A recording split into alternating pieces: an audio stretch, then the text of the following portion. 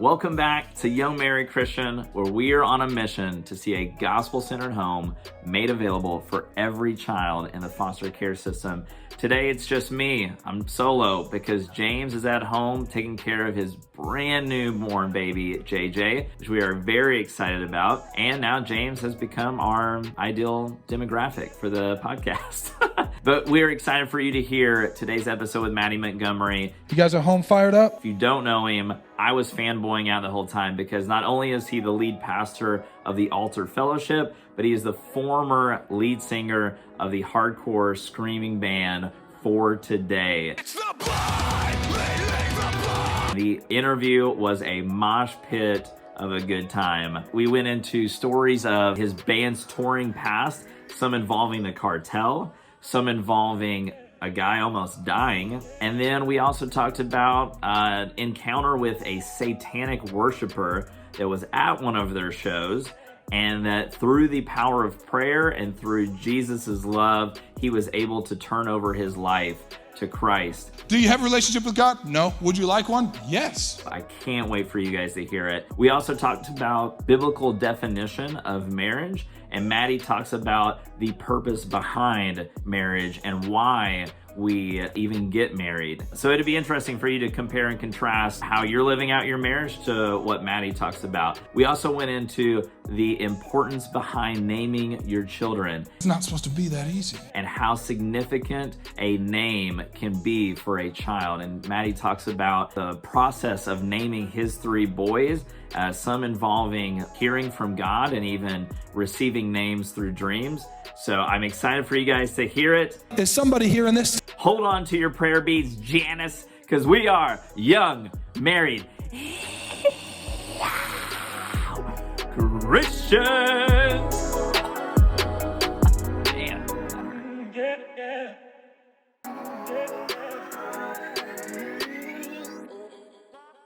We did, Hollywood Studios, Animal Kingdom for a ride, back to Hollywood Studios for Rise of the Resistance, back to Animal Kingdom for dinner, and then we came home. They probably had you guys flagged by the end of the day. They were were probably, like, be looking for these people. It's suspicious what they're doing. Suspiciously running through the park together. I think they're just here to exercise. Yeah. Just jogging. I mean, there's people that do go to the parks and they just like run around, and I'm like, go somewhere else. Yeah. What are you doing here? Insane. Like, you're making me feel bad. I'm over here eating a Dole Whip in one hand, right, and I got my Mickey bar in the other hand, and you're jogging. Like, right. Why are you sweating here? Yeah. You shouldn't be doing that. So other than theme parks, one of my big obsessions is fast food. Don't judge me. But I want to know, on a Sunday, you're leaving church, you have to go through a drive-thru. So you already know it's not pre-blessed. Mm-hmm. Where are you going if it's your call? A drive-through? Mm-hmm. Taco Bell. Taco Bell. Yeah, well, I think Taco Bell, as far as national chains, it's yes, phenomenal. Like, I've never had an expensive, bougie restaurant that is as good to me as like a chicken quesadilla from Taco Bell. So good. That's what I'm talking about. And a Baja Blast to wash it down with, you can't beat it. But also, in East Tennessee, there is a chain called Pal's. It's a burger spot. Okay, tell me more. It's just phenomenal. There's an East Tennessee a soda called Dr. Enough. It's like mineral Sprite. It's a weird sort of thing. Man, I was thinking Dr. Pepper. But it's like the home team soda, so you got to get it. They serve it at Pal's, and so you get a Pal's sauce burger with cheese. Sauce burger. And they've got sauce. Yeah, it's saucy sauce burger with cheese. Or the Big Pal that has like tomatoes and onions and pickles and lettuce and stuff on it, and pretty good. It's super good. Have you tried the new Taco Bell taco sandwich, or sandwich taco? I don't know what it's. You haven't tried it yet? I haven't been recently. Okay. I'm married. So it's like, once I become married, no more fast food. Forbidden. Yeah. No. Well, it just you're always with your spouse, so you gotta kind of check like, are you good with this? And she's not. So yeah, I feel like typically. So Panda Express it is. Panda Express. Yeah, that's a good call. Healthier, honestly. It's great. Yeah, I feel like. You guys had a T-shirt actually that was a Taco Bell For Today shirt. I forgot about that. Yeah. Was that like like, I mean, I'm sure in the earlier days of For Today, when you guys were going around touring, I'm sure it was a lot of fast food. Was it just kind of like... That was our favorite one.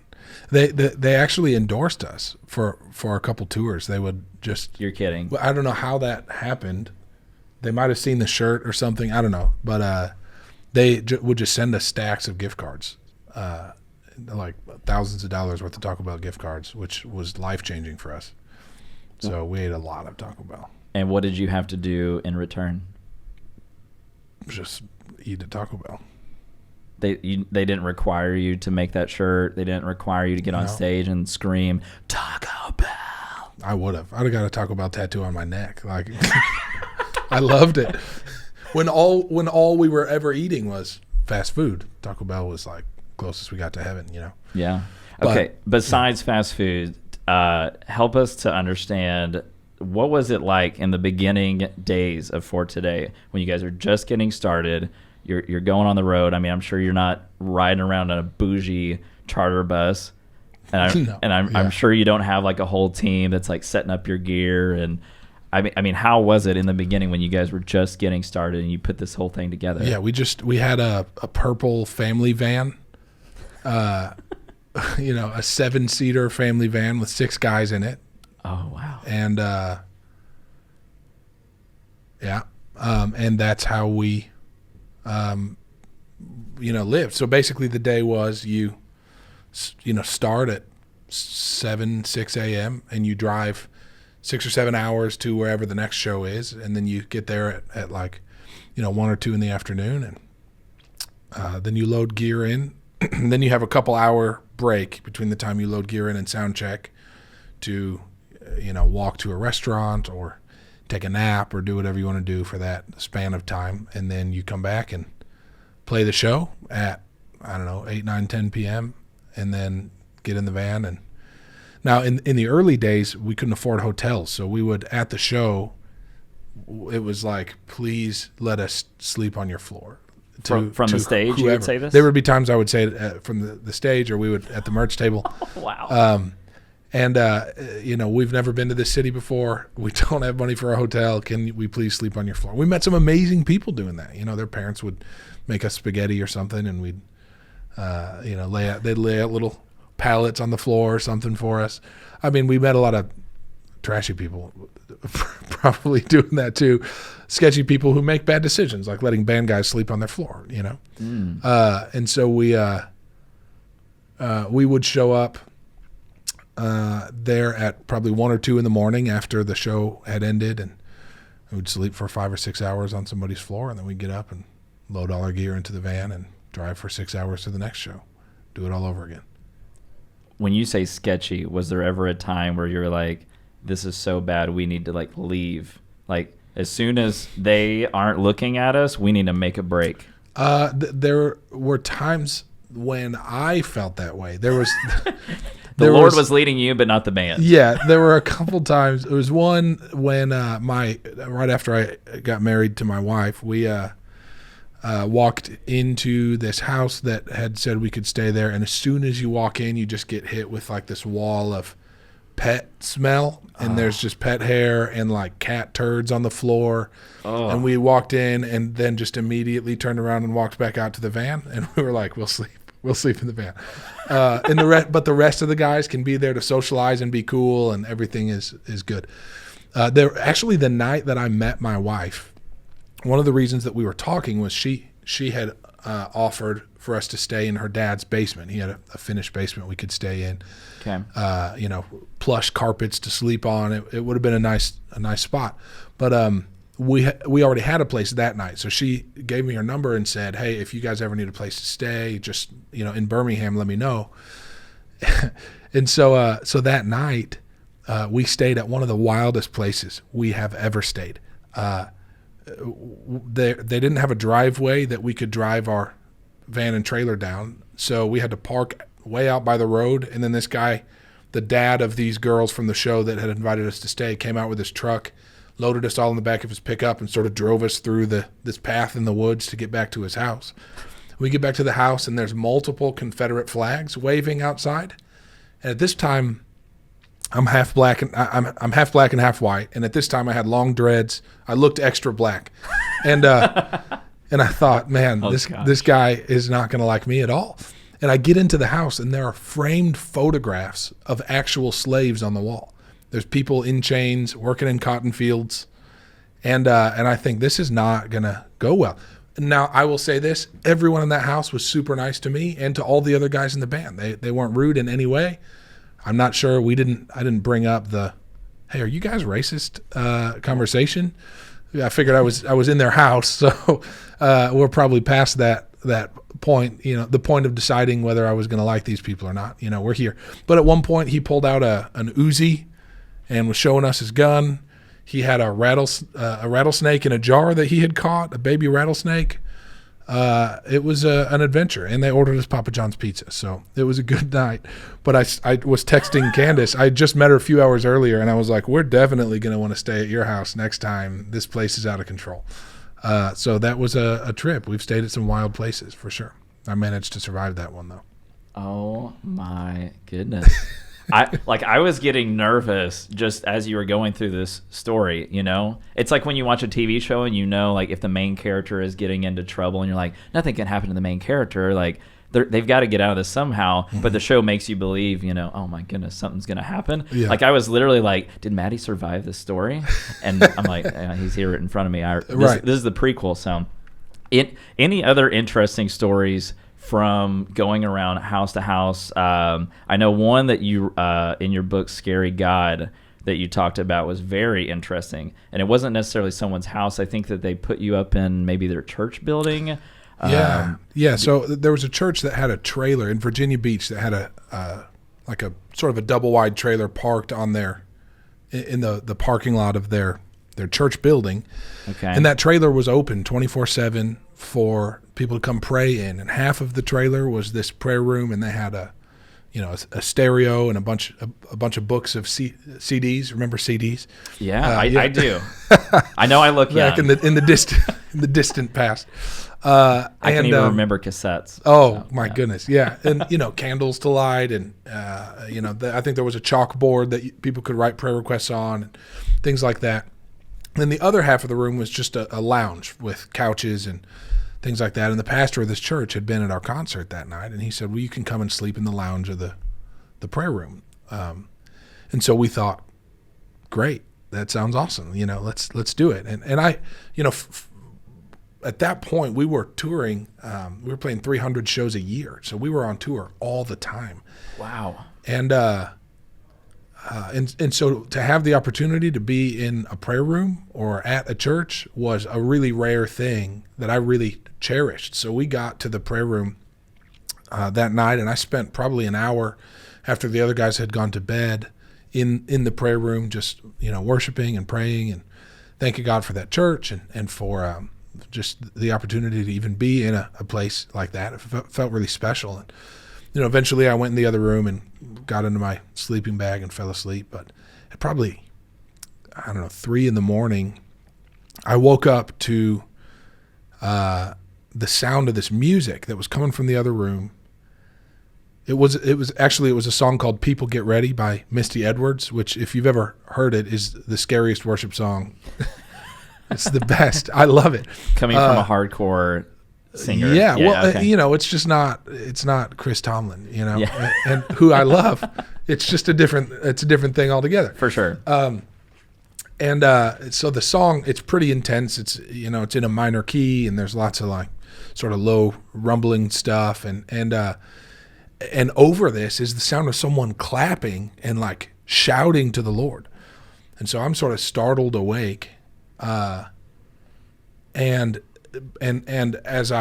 the fog of sleep lifts off my mind, I realize, I'm hearing a woman deep in prayer, and she's praying a different way than I have ever heard anybody pray before. Prayer for me at this point in my life was sort of like, let me go through my checklist of needs to the Lord, in Jesus' name, amen, and then just move on. But she's, this is what, to put it in Bible terms, would be considered like travail. I mean, she's groaning and she's crying out to the Lord for the salvation of her children. She's crying out to the Lord that he would protect and bless her church. She's crying out to the Lord for revival to come to her city and to the nation. And I lay there for probably a half an hour just recognizing that what I was hearing was sacred. It felt like, like this deeply intimate and personal and vulnerable conversation between a mother and her God. And, it didn't feel, it didn't feel casual at all. It was a holy moment. It felt like if you've ever stood on a stage during sound check and you can hear the low bass maybe in the subwoofers under the stage, and the whole stage shakes. You can feel it in your chest. If you're standing on the stage, you can feel it in your feet and up your legs. It felt like there was just this sort of gravity, this electricity in the air that was so holy. I felt like if I would have moved, or if I would have disrupted or interrupted this moment she was having in some way, that I guess I don't know what would have happened, but it felt too holy to mess up. And so I just sort of laid there still and, just breathing shallow breaths to make sure that I didn't interrupt this holy thing that God was doing in the next room. And, I actually say in the book, in Scary God, that I feel like that was maybe one of the first times I encountered the fear of the Lord. Like I had never known a holiness that made me afraid before. And I think, we build church to make people comfortable and to be inviting and accommodating to people. But the truth is that, all the Bible's riddled with stories of people who come into the presence of God and they don't sort of skip casually into God's presence. They fall on their face as dead, as John puts it. Isaiah falls down and he begins screaming, "Woe is me! I'm undone, for I'm a man of unclean lips, and I live among a people of unclean lips, and my eyes have seen the Lord, the King of glory." And so there's this sort of consistent response to the fully revealed holiness of God that is fear. I mean, terror. It's not just awe or respect, like many people have taught about fear. It's an actual sense of being horrified, afraid for your own life, questioning whether or not you're even going to survive this because of the intensity of God's holiness. And, I guess I can't equate that moment to the fully revealed glory and majesty of God, but I can say that was the first time in my life I experienced something so holy it made me afraid. But I think that's sometimes a right response. Man. Yeah. Well, first off, I love that you're literally laying asleep and you're the one that's worried that you're going to bother her and she's probably like jamming out over here. Probably, I'm guessing, not aware that you guys are asleep. Yeah. In the she room was next to her. In the next room. Yeah. But it was pretty intense. So it's like, because typically you would think somebody who's asleep is not being worried about the other person, but the other person worried about bothering the person asleep. Anyways, but it's so cool to think about the fact that God had like a divine intervention, like a set time and place for you in that moment. Absolutely. That as you're going around touring and you're literally like, have no idea where we're going to sleep tonight. Mm-hmm. And God's like, well, I know exactly where you're going to be, and I know exactly who's going to be there. And then that completely changes how you think about prayer. And I'm guessing that probably had you thinking for days and weeks and probably radically shifted everything that you'd ever been taught. Right. And everything that you... I mean, I wrote about it in a book, in the first chapter of a book 10 years later. Yeah. So, it made a huge impression on my life. And I think God's really smart. Oh, way smarter than me, for sure. Going with the theme of being in the right place at the right time, on the reverse side of that, you could be in the wrong place at the wrong time. And I know you told a story about when you were in Montana. Oh, yeah. It was the wrong place at the wrong time. Yeah. Yeah. What happened in Montana? Set the story up. I know when you told Ashley and I. It might have been Wyoming. I get those two states confused. They're similar. It was a frontier. It was a desolate land. Yeah. It was the opposite of Orlando. Right. We were on tour, and we had just played a show, probably in Cheyenne, Wyoming. Great barbecue there. Oh, it's a great, beautiful place. And Yeah. and we stayed at some random house with some random guys. We had the day off the next day, so we were kind of just hanging out, killing time. And we said, so what is there to do around here? And they said, well, there's a waterfall nearby with some cliffs on the side that you can climb. Cool experience. And we said, let's go do that. So we drive out there. On the way, we get kind of lost, so we stop and flag down this passing car, and we ask this guy for directions. He knows right where it's at. He says, you just go up half a mile, it's there on your left. And we get there, and we're climbing up these rock faces on either side of the waterfall and having this awesome moment. Are we talking really steep, or are we talking like a gradual slope? They're pretty steep, but they've Okay. got a lot of big rocks sticking out, so it's not super treacherous, Okay. But it's not like tiny little crimps that no, okay. yeah, we're not expert rock climbers. We're just hardcore kids Gotcha. that don't have a mom around to tell us how stupid this is.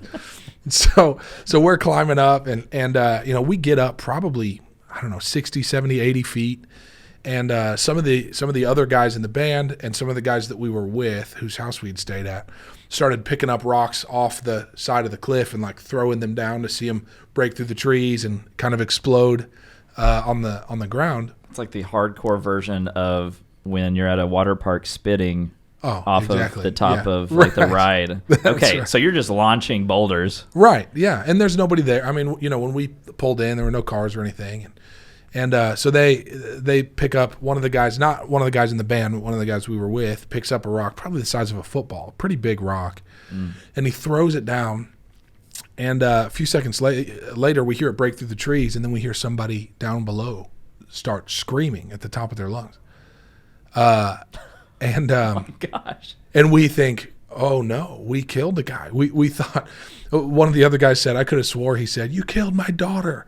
But I'm not entirely sure what he said, but it was probably something like, you hit my arm, because this rock was sort of rolling down the side of this cliff. It bounces out and is coming straight for this guy's face. And he sees it at the last second and manages to get his arm up.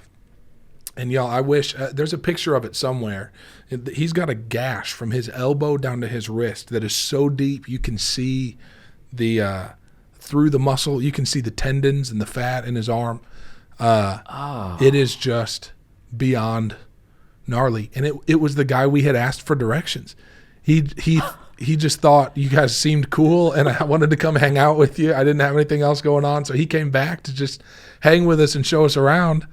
And we hit him with a giant rock instead. So one of our guys ended up driving him to the hospital so he could get stitches and get put back together. The prognosis was good that he was going to be fine, but we felt pretty stupid for a while. Okay, so I didn't throw the rock for the record. for the record, and it wasn't anybody in the band. It wasn't any of the guys. It was in the just band. some random guy Yeah. that was definitely not a part of For Today. Right. So in that moment, when you hit him and you hear a scream, like you're far enough away to where you can, in that moment, decide we can run. Like no one has to know who we were. Right. Or you go and check on him. Like what was that split second decision like of we could have just killed a man? Yeah, well, if I can be totally honest, I was a lot younger then.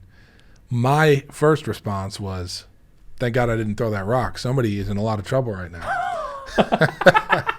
One of these idiots is going to have to answer for this, No, but I think once we got past the initial shock, we all started climbing down to just, I don't think we really considered the possibility of trying to escape.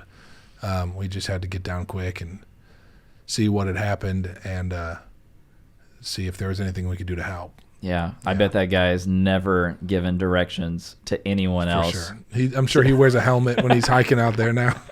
Yeah, he's just like, oh, you need something fun to do? Go play chess. That's right, yeah. We're actually known for our Uno playing skills here. Right. He has to dull the edges of the cards so no one like cuts him open That's with right, him. yeah. Now, one of the other stories you talked about was when your equipment got stolen. Oh, yeah. Yeah. Can you tell us about that? It wasn't that guy, was it? He didn't come back for revenge? Oh, I don't know. Yeah, it could have been. This was in San Antonio, Texas. He went to great lengths if he did. Man. But, we had just played a show in San Antonio, And we were going to play Houston the next day. We went to a hotel there in San Antonio, and I actually stayed with a friend that night. The next morning, I got a call. I was on my way back to the hotel to meet the guys to drive over to Houston. I got a call from one of the guys that said, "Hey, where did you park the van?" Now, at this point, we had grown quite a lot, and we were in a bigger 15-passenger van, and had a big, 20-foot trailer, and probably, $200,000 or $250,000 worth of gear between, light gear and a light board. We brought our own soundboard, merch that we were going to sell, guitars, lots of guitars, drum set, everything. And I'm curious, how many guitars do you bring just in case you slam one down? Is that why there's backups? They just have, the guys had songs in multiple different tunings. Gotcha. And so they would I think each of our guitar players had 4 guitars on tour. Oh, wow. To be able to switch back and forth, and then our tech would tune them, while you're playing one, he would tune another. But okay. We didn't have any smash guitars though. I wish we could have done that. If we got a little bigger, maybe we would have. Not even the finale, the last show that you guys did. You just I kept picked up trying the to drum convince him set to do and it. slammed it down. Yeah. Just light it all on fire. So he calls me in the morning and he says, "Hey, did you move the van? Where's the van at?" And I said, "No, I didn't take it."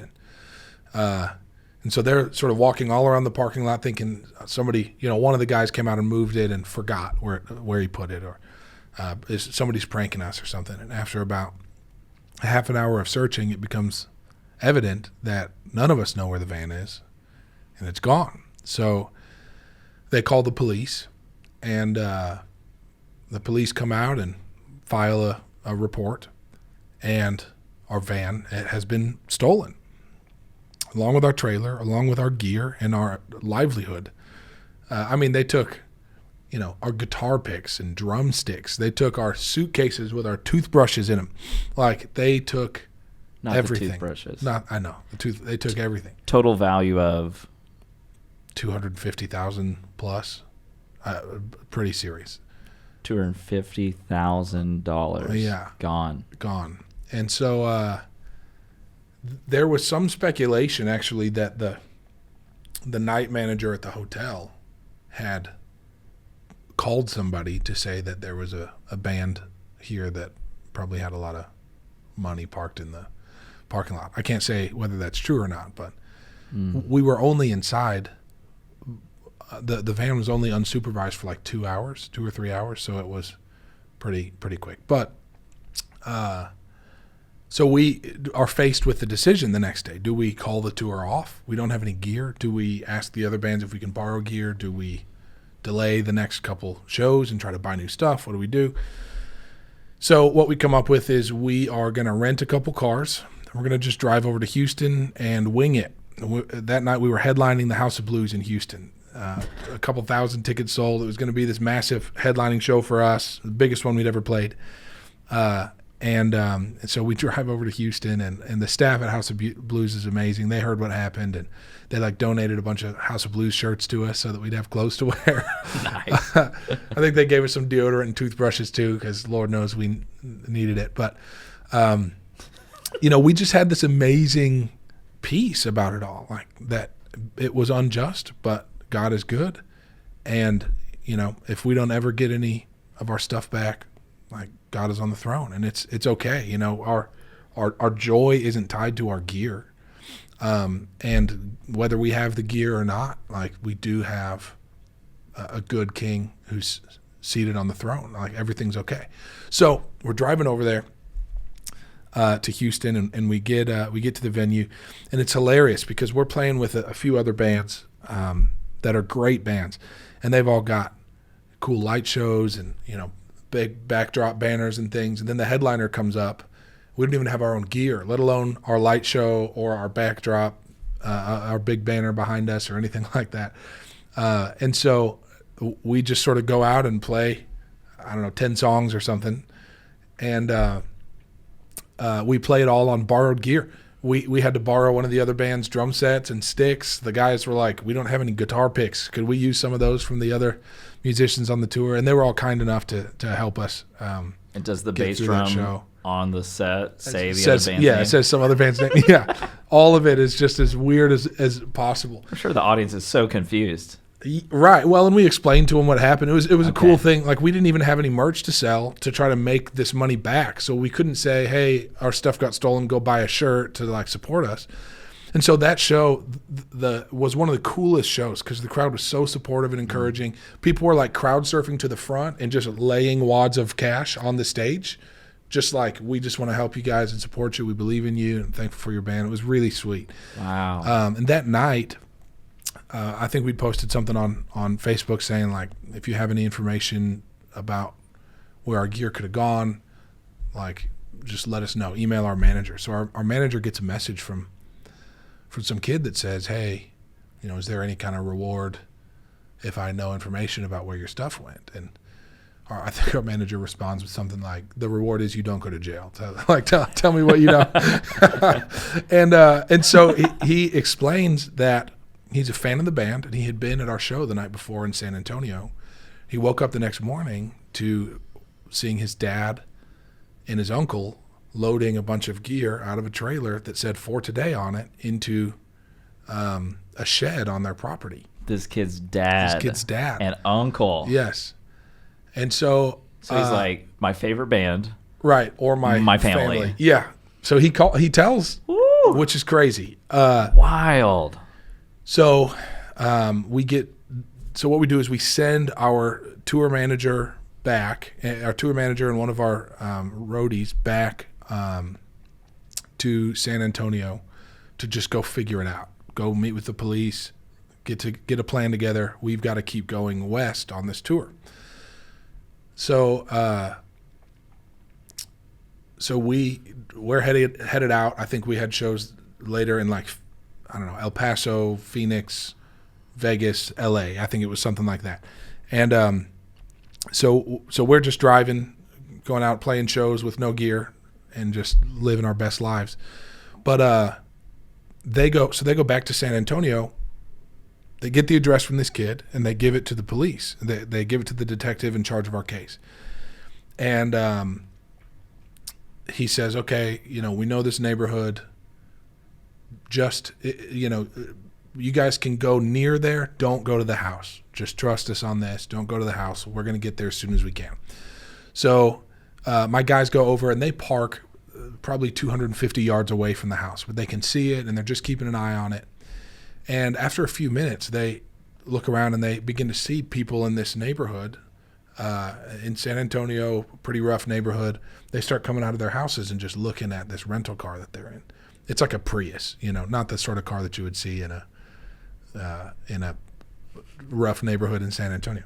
So they're out looking at this rental car, and then they sort of go back in their house, and then people will come out and they're on the phone or something. And after a few minutes, they see the dad, the guy that stole our stuff. He walks out of the house and he's just sort of messing around with his car a little bit, and he's kind of walking around in the front yard.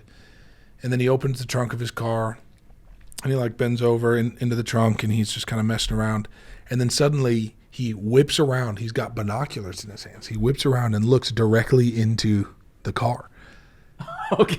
And then it's just like, my guys are terrified. Lean seat back. Yeah, right. They're like, oh gosh, what do we do? So they're just like, we got to get out of here. So they start driving, just driving. Just don't stop so that they don't know where we're going to be next. So they're just driving aimlessly. Now there's a Prius just doing donuts in the hood.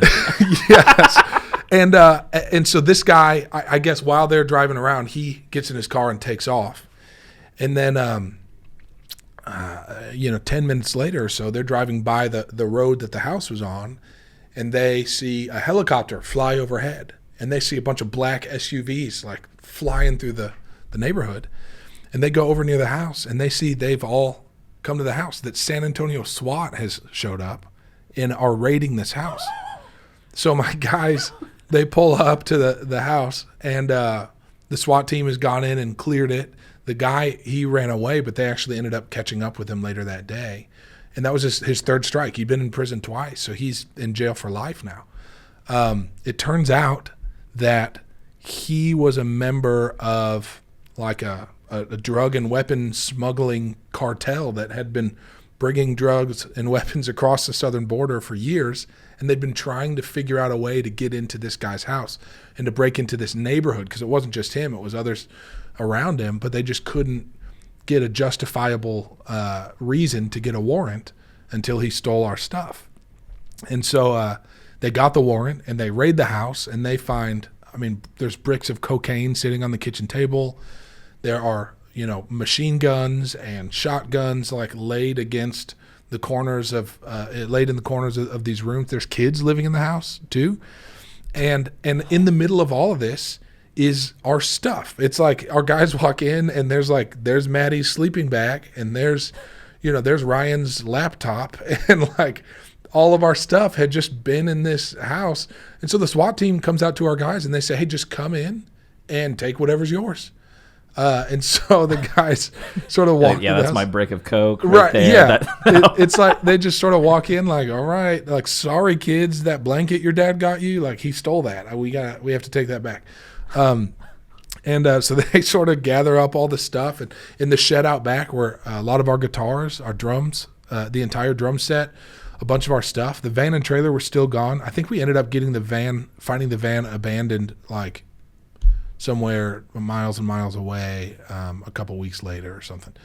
But it was just, and then I think we actually also, the guitars that we didn't get back, we found a friend of ours saw them in a pawn shop, like, I don't know, months later, and was like, I think that's the For Today guys' guitars. And so we were able to match up the serial numbers with numbers that we had from Gibson. And so did you just say, "Hey, actually, that's my guitar"? Yeah, well, thanks for holding it for us. Right, they called the pawn shop, and I think there's protocol for that. And so the police were able to get them back for us. But just a pretty insane scenario all the way around.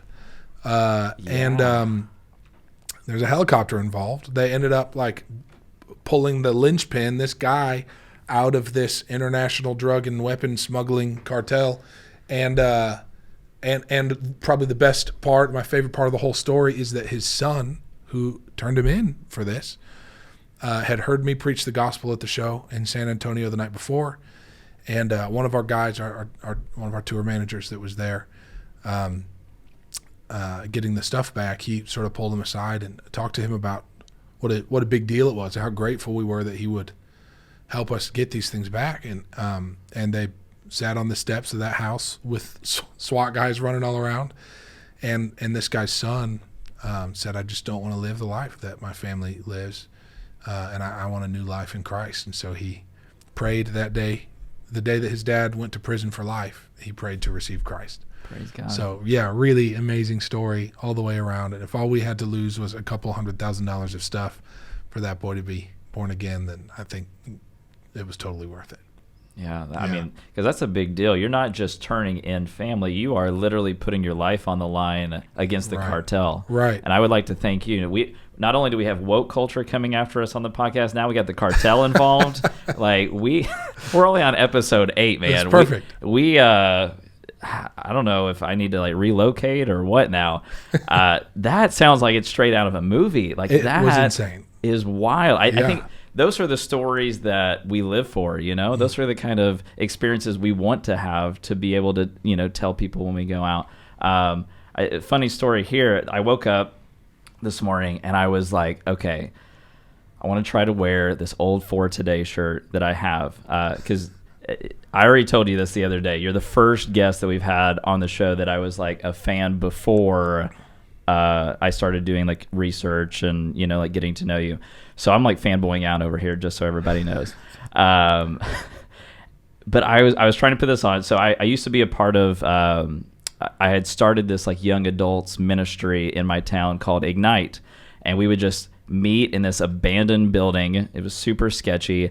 And we would just like kind of talk about God to whoever would show up, mostly for people that wouldn't go to church normally. We were doing that. Well, my friend Cody Byrne, who he bought us these shirts that, since we were called Ignite, it said, "Take my flame, ignite the world for today." And so he bought it for the whole leadership team. Well, I thought I could fit into it today.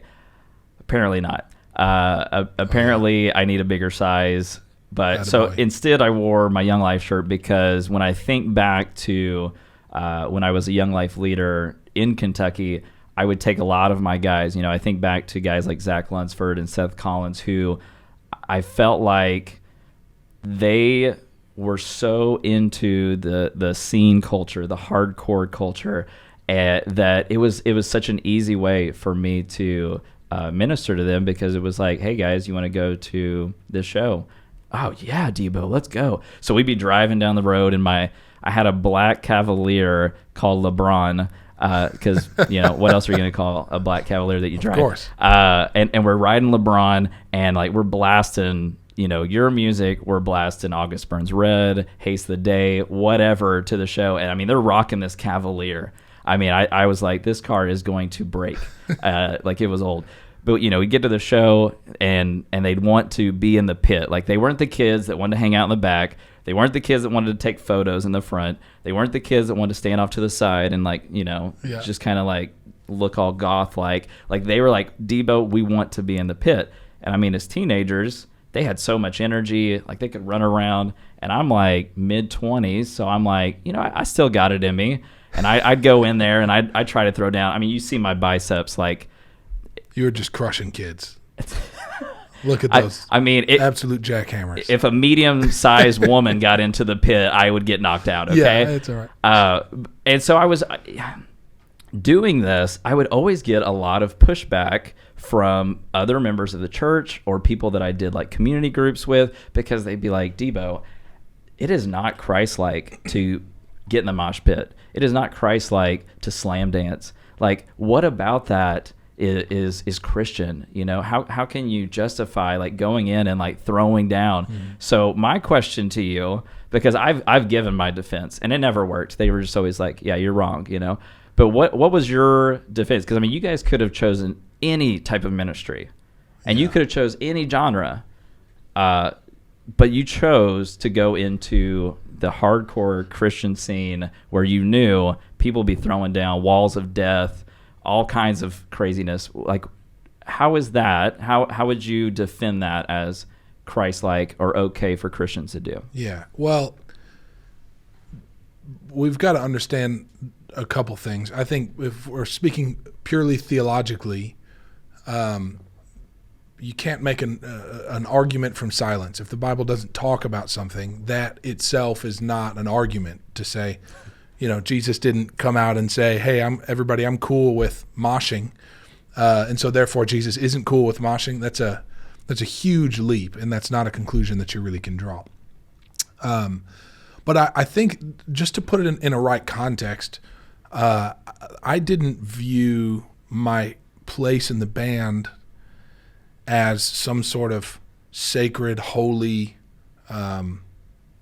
ministry that I would want to train other people up in and launch them into. It was my job, you know. And I mean, certainly Jesus doesn't explicitly say that he loves moshing, but he doesn't say that he loves accounting or real estate either.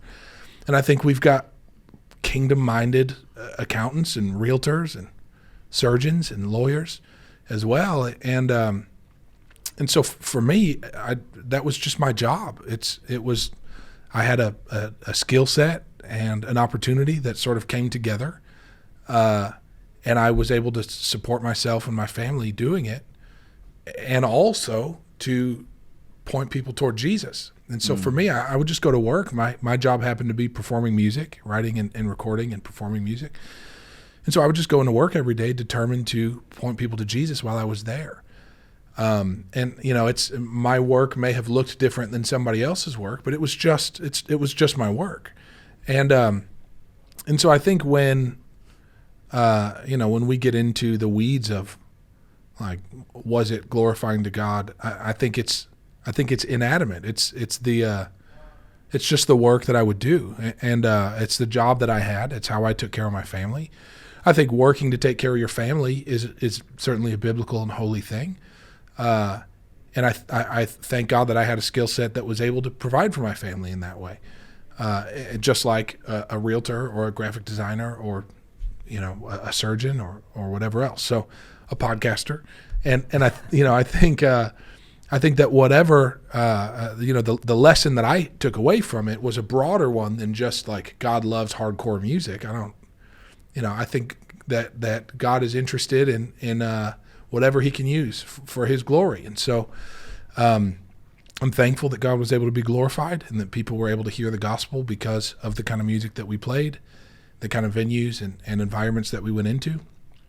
And I recognize that those people aren't listening to Christian realtors or accountants. They're listening to vocalists and hardcore bands. And so I'm thankful that God gave me their attention for a season, and it was a beautiful season.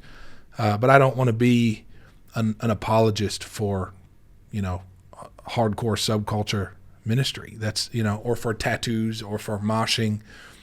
Those aren't hills that I'm willing to die on. I'll stand for Jesus in whatever context I can. I think Jesus deserves to be the center of attention in every situation and circumstance, whether it's in a church building or a nightclub during a hardcore concert.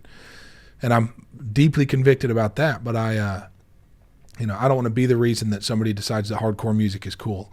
I want to be the reason someone decides Jesus is cool. And so that's, I think, the argument that I'd be willing to make and the stand I'd be willing to take is just that I think Jesus deserves to be talked about.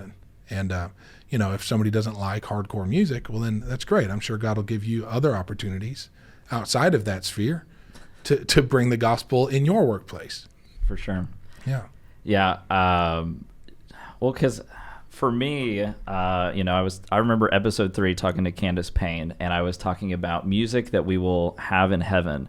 And she was very about the fact that she was like, there will be mosh pits in heaven. We will have like screaming, like hardcore music in heaven. So I'm like imagining the day where you have For Today followed by a Chris Tomlin song, followed by a Lecrae song, and just like all of that in heaven, all types of people, maybe a little Kanye West too, when we're in heaven one day. But one of the things that I felt like was so distinct, and I don't know if this was the reason why you chose that as your ministry, or okay, if I'm going to do one thing, but the diversity of the audience. You go to a Hillsong United concert, everyone in the audience is typically somebody that is a part of a local church body. Right. You go to a KB rap show, even though it's hip hop, typically everyone there is going to be a believer in Jesus. Yeah. You go to a For Today show, the audience was very diverse, not only in types of people, but types of beliefs. Yeah. So what was that like? Like, what was the, I don't know what the word, dichotomy, or just, because sometimes I'm sure you would have pastors, like you said, and then you'd have people that probably hated what you were preaching. Yeah. On our farewell tour, I've actually still got this little pentagram necklace pendant from a kid who... You ripped it off his neck? He ripped it off his own neck. He gave his life to Jesus. What? And it just it totally... He said, I just, had this pentagram necklace on, and he came to the show and waited around for me afterwards to start an argument. And he said, how can you trust the Bible? And how can God be good if there's bad things that happen in the world, and all of these hard questions. And so we're talking about some of this stuff, and I'm talking about how God is good and why we can know that God is good. And he says, well, if God was good, then he would heal my back. And I said, well, what's wrong with your back? And he said, I think I've got a pinched nerve in it. It's been excruciatingly painful. Like I can barely bend over. I said, well, let's pray, who knows, right? Let's try. Yeah. And so I lay hands on his back, and I just pray a simple prayer. Like, Jesus, the Bible says that by your wounds we are healed. And so I ask you right now to heal his back. Let that become reality for him. And because this is a Christian podcast, I probably can't repeat all that he said. A lot of expletives. A lot of expletives after I prayed for him, because the pain in his back suddenly left. He bends over to touch his toes, and he looks at me with his eyes as wide as saucers and his jaw on the floor. He's just losing his mind. And he said, I can't believe this. And he starts running back and forth across the room. And he's got a couple friends with him that were kind of standing back from the conversation. And now suddenly he's causing this huge commotion. He's cussing and screaming, and what the F did you just do to me? And how did that happen? And oh my gosh. And then he sort of runs around for about 30 seconds, and then he comes back up to me and he rips the pentagram off of his necklace and he puts it in my hand and he says, I don't need this anymore. He said, I want what you have. And so we prayed for him to make Jesus the Lord of his life that day. And so, you don't get that at the like uber Christian conference, right? He was just there to mosh. He was, he was there to hang with his friends and probably drink beer at the bar and hang out. But I think that's the beautiful thing. It's sometimes a little messy and weird, and you have people, cussing, responding to the move of God by cussing up a storm.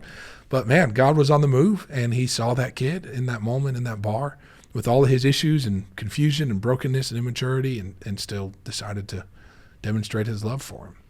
Yeah. I mean, because you don't typically see a ticketed show containing Christian artists with, we'll call them secular artists or non-Christian artists, whatever. Like, you typically don't. We would intentionally bring out not just secular artists. We would bring out anti-Christ bands that, we would go on right after the band with the pentagram on their shirt, the upside down cross, or the 666. We would do that on purpose. Did that ever clash? No. The reason it wouldn't clash is because, Jesus is actually the Lord of my life, and Satan is not actually the Lord of theirs. Mm. I mean, he is sort of by default, but they don't love the devil. They just love the shock value of pretending to love the devil, And so I think that's the thing is that their beliefs were just a show, and my beliefs were real. It was really how I lived and continued to live my life. And so behind, on stage, they would pretend to be these shocking, ultra evil, heavy metal guys. And then backstage, they're just sort of your average run of the mill atheist who claims to be an atheist because he thinks there's probably not a God, but doesn't really know if you get him talking, and frankly doesn't care to know, because if he finds out that there is a God, then he suddenly becomes accountable for his own actions, and he doesn't want to be. He wants to do what he wants. And that's, the vast majority of Satanists I have met, that's where they actually fall. They're agnostics who pretend to be atheists because it's easier to bury your head in the spiritual sand than it is to acknowledge your own accountability to God, and the judgment really is coming for the choices that you make. So, there was never a clash. I think they respected our commitment to the stuff that we preached, that we really were the people off stage, that we acted like on stage. And even while we may not have agreed spiritually or religiously, we did have quite a lot in common. We were touring band members, and we could talk about gear and shows, and we were having kind of similar life experiences. So we did have some things in common that we could connect over. Yeah, and I mean, they've got to respect just the fact that, as musicians, you guys you could stand toe-to-toe with any other band in that genre. I mean, it's not like you guys were playing basic house beats and, trying to be the, Christians that are not as good as the other bands. And it's they got on this tour because, they're we needed a Christian band. No, it was for today, they're here, they're going to jam, they're going to get the audience going, and so you guys could stand toe-to-toe. Now, on one side of the spectrum, you have this guy who's the satanic kid that you're praying over, and he's given his life to Christ.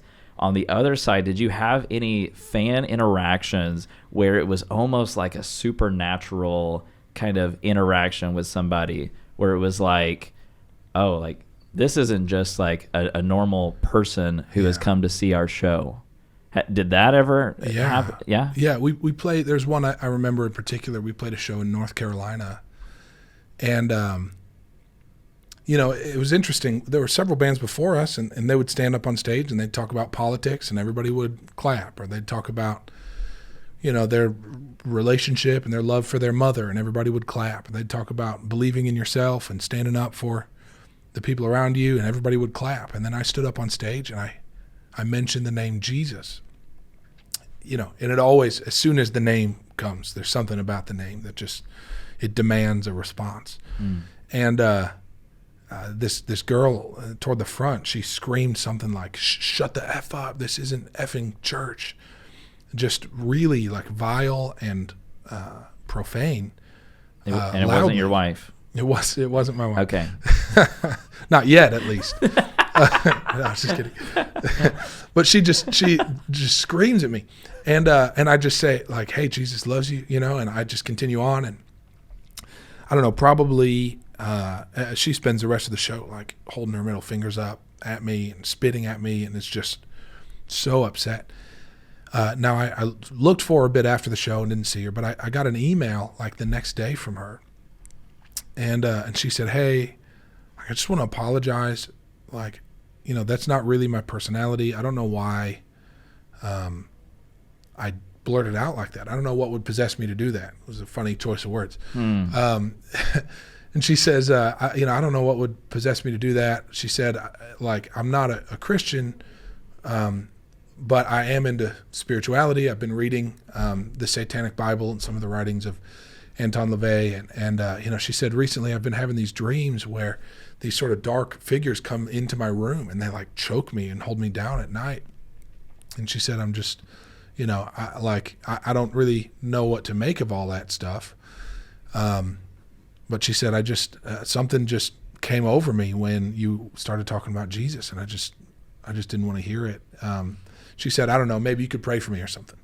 And so I wrote back and I said, hey, it's interesting you would use the phrase, I don't know what would possess me to do this. Like, there's something in your life that hates Jesus.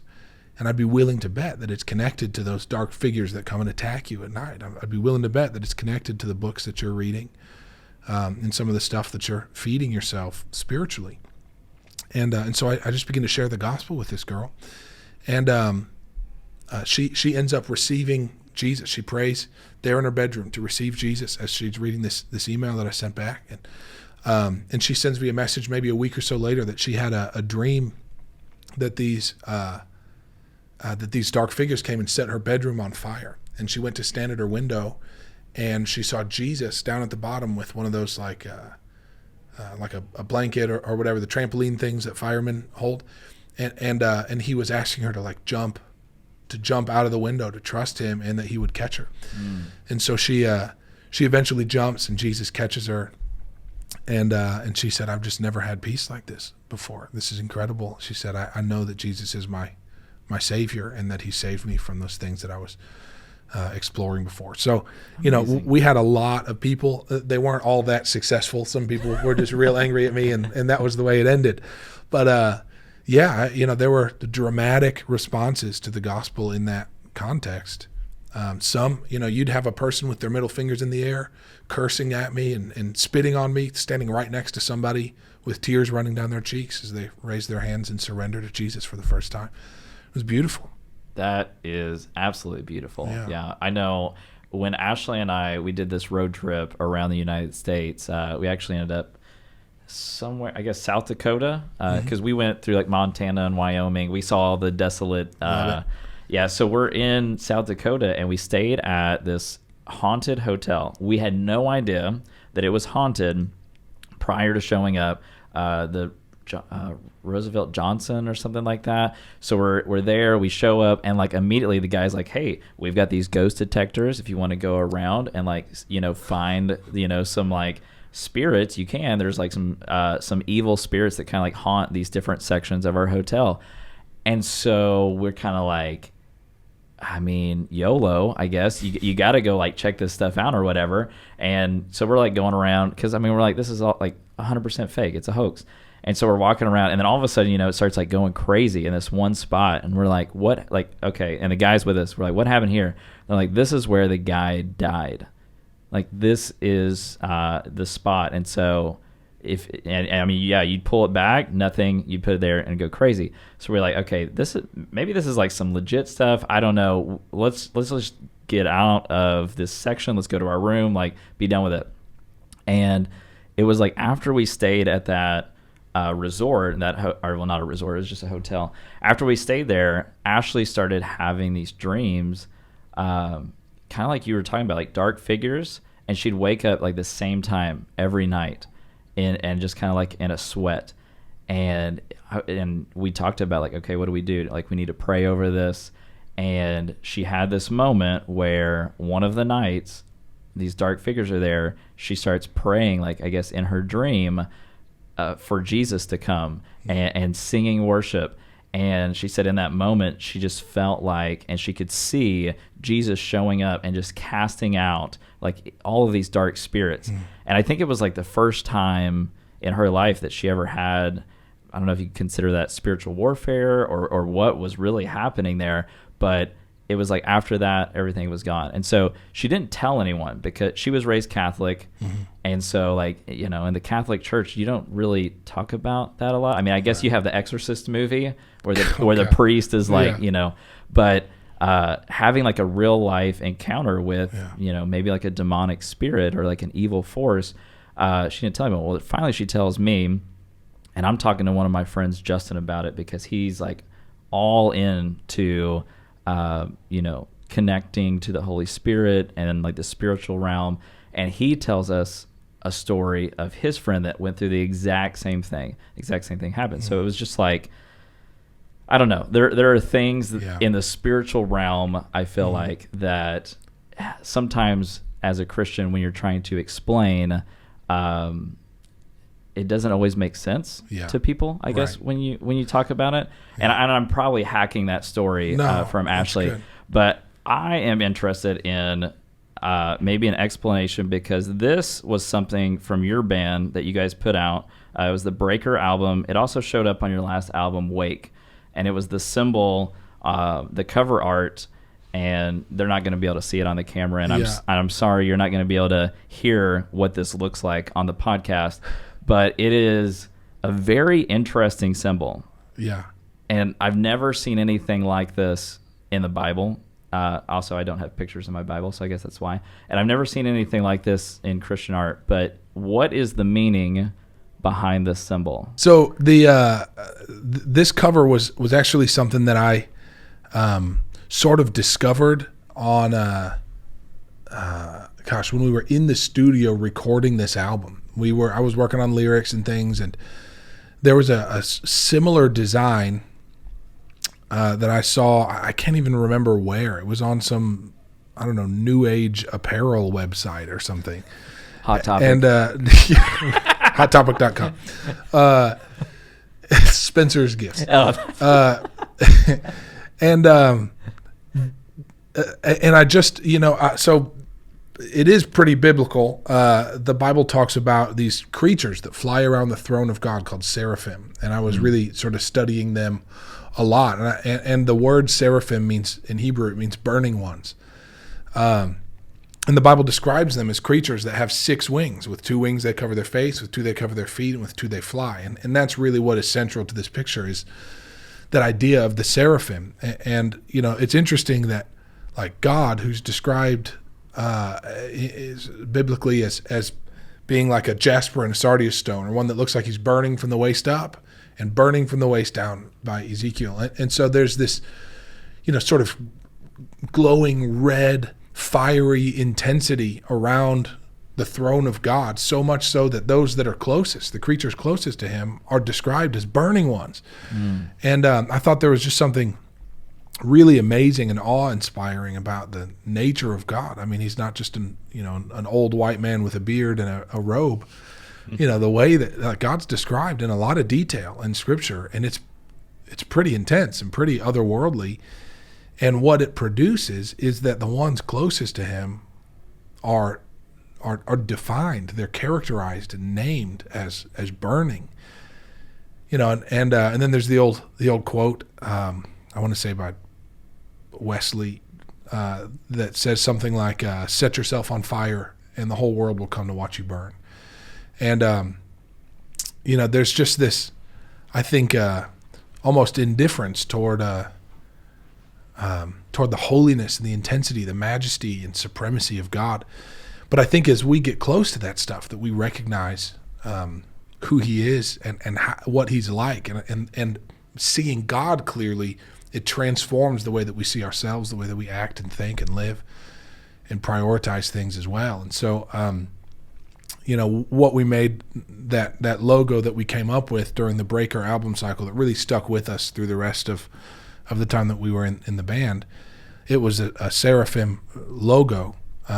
And that was, we wrote a song called Seraphim that says, "We are the burning ones," and so I think that became sort of a central theme of a lot of my lyrics and a lot of our thinking around the band. Was we wanted to be, a creature, a creation that came so close to the Creator that his fire became our fire, that his passion became our passion, that his intensity became our intensity, and that we could really reflect him to the world.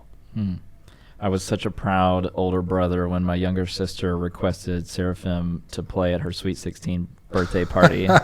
I DJ'd awesome. it, and it was funny just watching all the kids, slam dance in the middle of like all these hip hop and pop songs. It was funny. I love that. Yeah.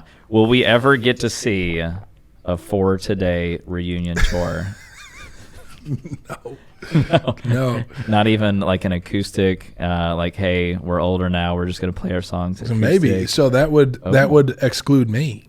No one wants to scream over acoustic guitars. So I think I would gladly attend one of the stops on that concert and watch the really talented musicians in the band. But they would need you there. themselves. I feel like they would need you there more for just because For Today, what I think stood you guys apart from every other band was that you weren't just musicians. Like, you would literally get up and preach a word. Mm-hmm. And with passion and with fire. So I think they would need you, even if it was just to like open maybe and like in maybe I between can be a songs. hologram like they did with Tupac at Coachella. Maybe maybe get the rest of the band for real, and then you do a Mattie Montgomery hologram, and everybody's happy. Yeah, that'd be great. How did Lee? It sounds like I hate the band, or like I don't get along with the guys. We still have a group chat 5 years later. I love awesome. them so much. They're great. We get along awesome.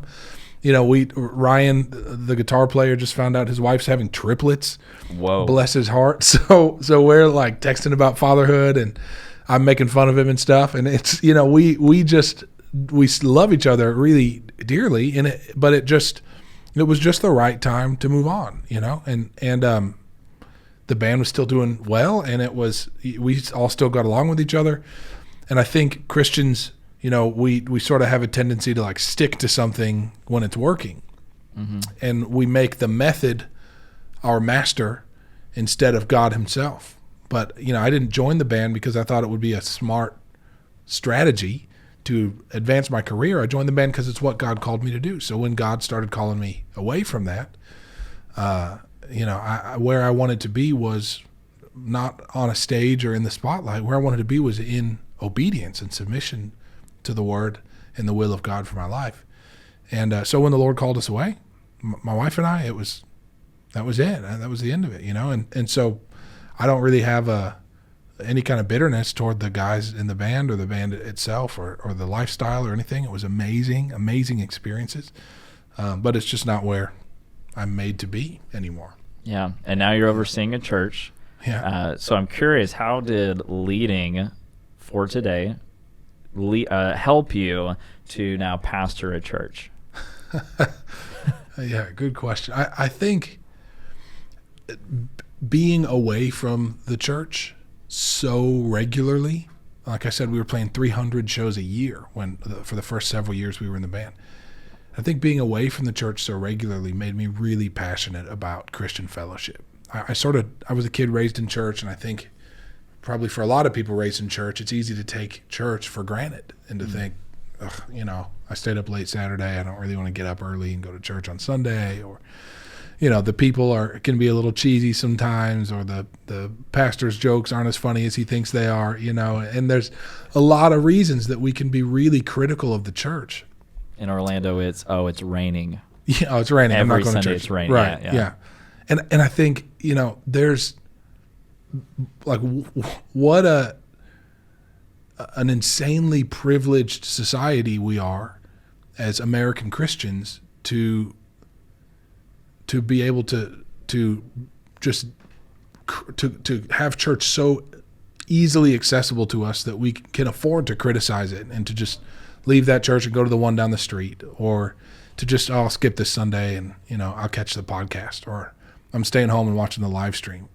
When there are our brothers and sisters around the world that, risk their lives to meet with the one group of Christians in their entire city, and it's a group of 100 people, and that's all there is, and they have to meet in some basement, and if anybody ever finds out they meet there, then they'll get murdered for it. Like, that's a reality that our family's living in, and where, like, it's raining, so I'm not going, and so, and I'll just catch the podcast. It's just we're sort of so privileged and so comfortable, and I was like that. I think many people are like that. I was like that until I couldn't get to church because I was on tour all the time. And I remember, waking up some Sunday mornings after having played a show and gotten in at 2 a.m. on Saturday night, and I would just start walking and find whatever church was closest to the hotel or the house we were staying at. And just walk into some random church and sit in the back row and just cry like, thank you, God.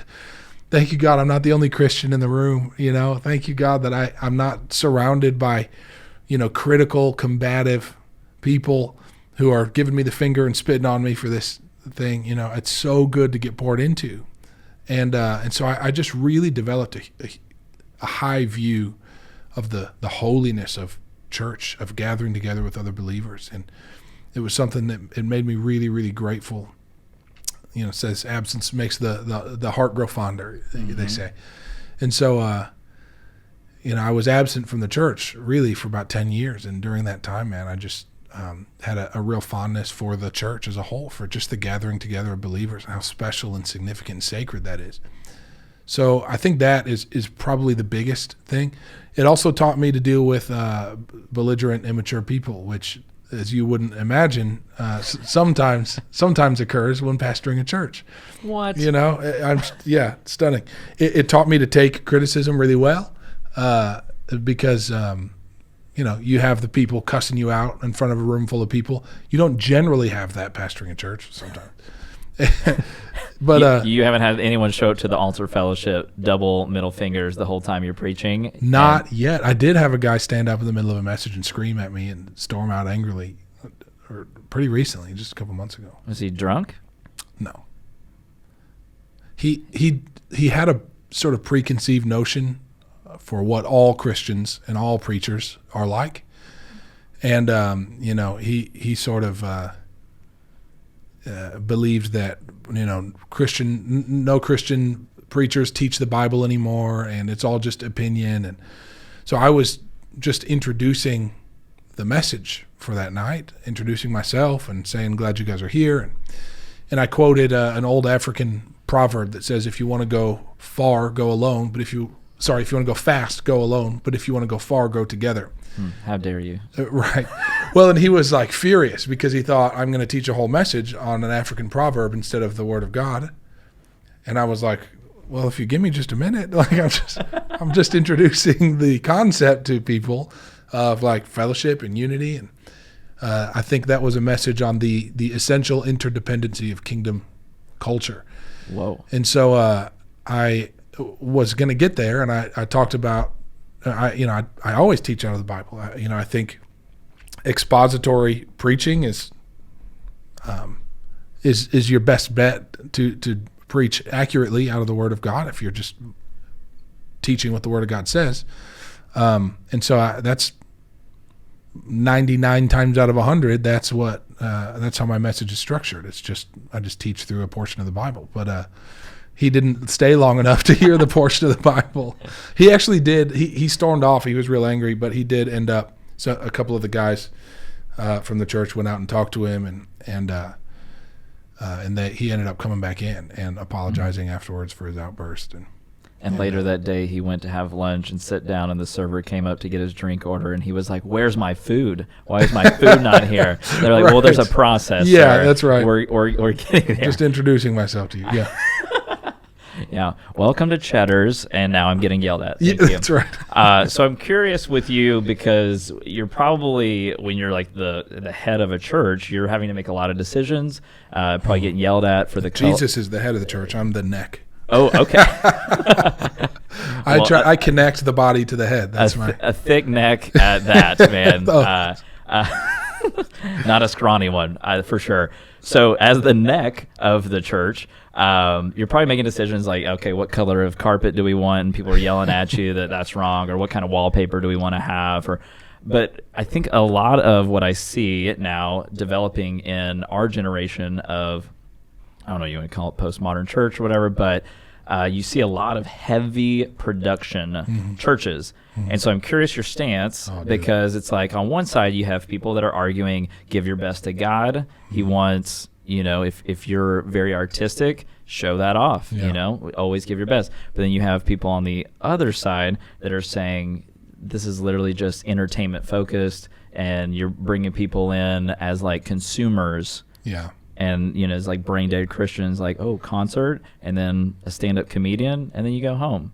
Right. So Right. where do you stand, and what's that line in between there? Yeah, my official stance is I don't care.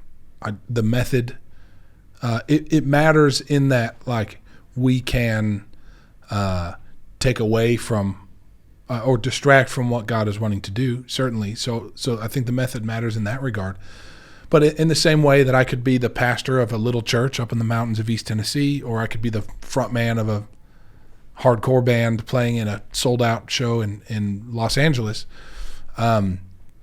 it's the same message that permeates the movement. And so if you have got a mega church with 30,000 people in it, and lasers and fog machines, and just world-class production, but your central message is the gospel of the kingdom, then come on, more power to you. That's beautiful.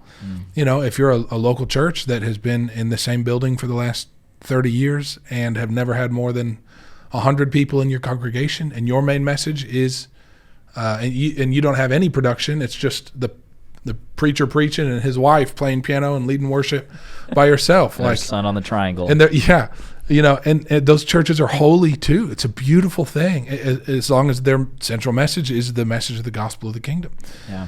And so I think, we treat methodologies like they themselves are sacred, and they're not. God is sacred. And so what works about, for example, Rick Warren, pastor Saddleback Church, one of the biggest churches in the country, incredibly influential, and just massive church.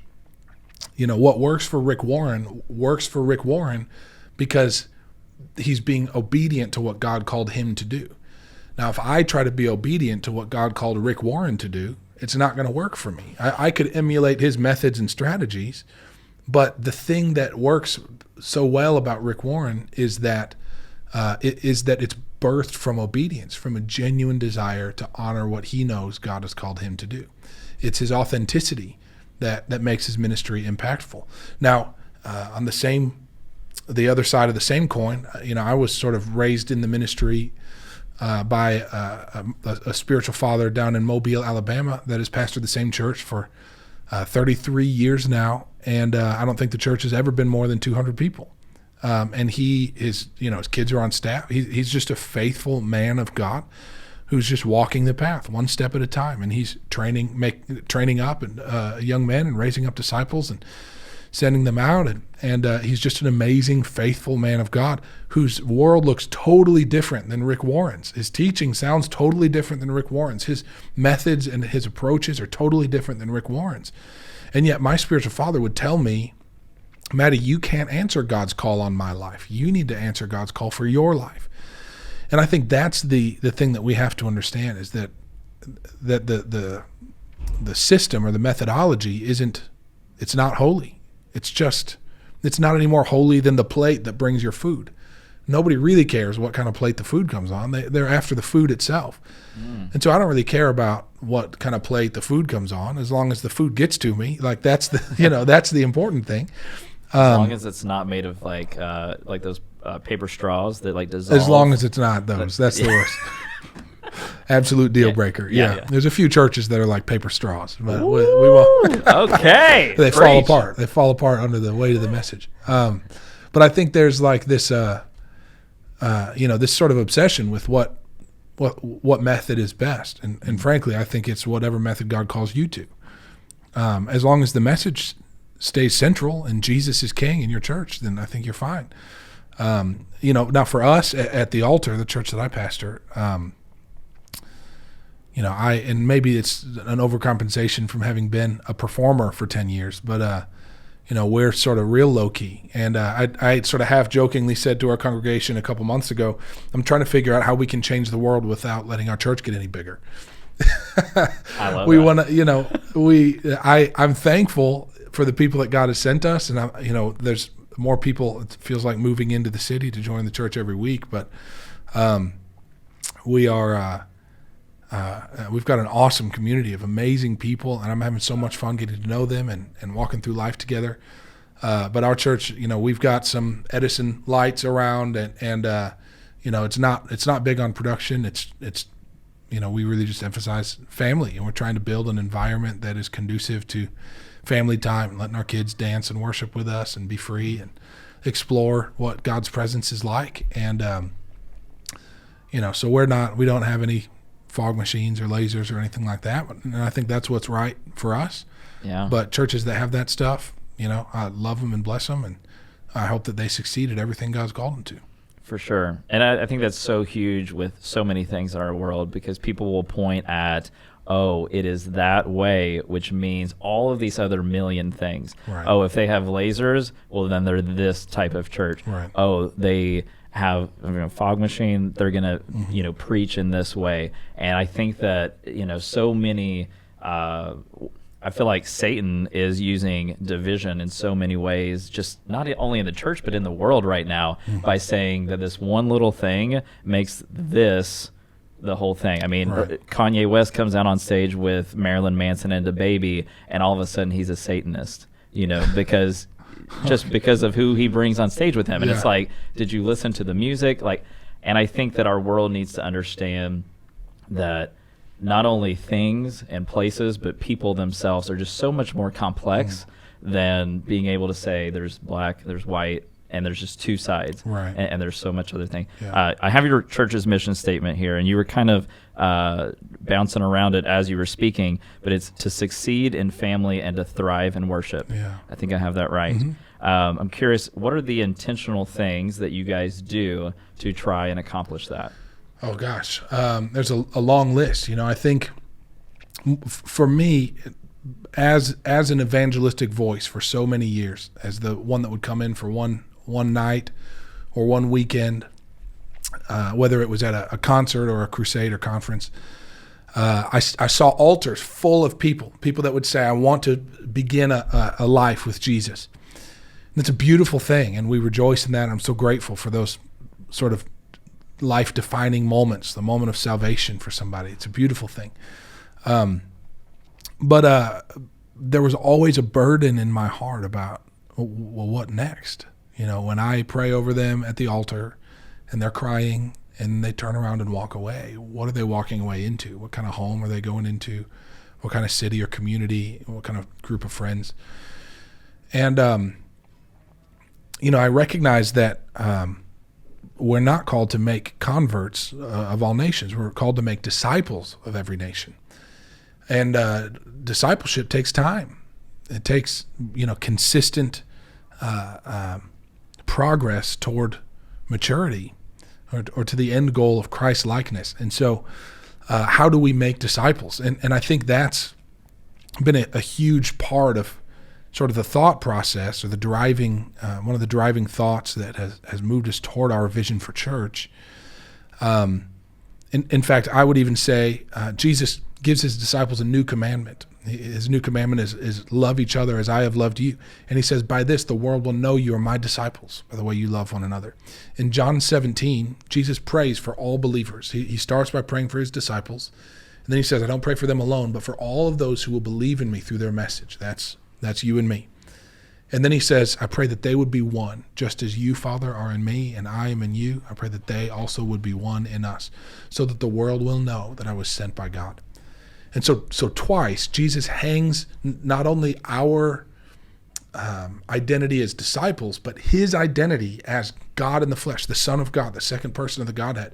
He hangs the revelation of his own lordship on the unity of the church, the depth of our devotion and commitment to each other. And so it's interesting because in our evangelistic efforts, we think it's going to be the miracle that God does when we're praying for the sick person, or that it's going to be the lights and the fog machines, or that it's going to be the coffee shop we have in the lobby of the church, or that it's going to be, the Super Bowl outreach with free pizza and wings, or whatever, right? That's going to be the thing that brings somebody to the acknowledgement of the lordship of Jesus. Or we think it's going to be our apologetics, our intellectual or persuasive preaching. Now, I think we should do all those things. I love pizza party outreaches. I think that we should be great at apologetics. We should be able to defend our faith. But at the end of the day, Jesus explains in John 17 that the thing that will help awaken the world to the identity of Christ is the unity of the church. And so I have this suspicion, and I think it was born from trying to read and believe what the Bible says. I have this suspicion that that my ministry will be more evangelistically fruitful if it's a ministry that's birthed from a deep devotion between people and between a group of people and God than it ever would be if we focused all of our resources and energy on reaching more people. And so, I have said that I think there's no more effective evangelistic force than an exalted Christ reigning in the hearts of a unified church. And so I think when we stand together to experience and exalt Jesus with one voice across our cultural boundaries, across our racial boundaries, across generational boundaries and denominational boundaries, what happens is that we become the greatest evidence for the legitimacy of the gospel. And I don't just want to tell the world the gospel. I want to show the world the gospel. And I think that starts in the way that we cultivate family. And so that's why we prioritize family. That's why we prioritize worship, because the Bible says, I've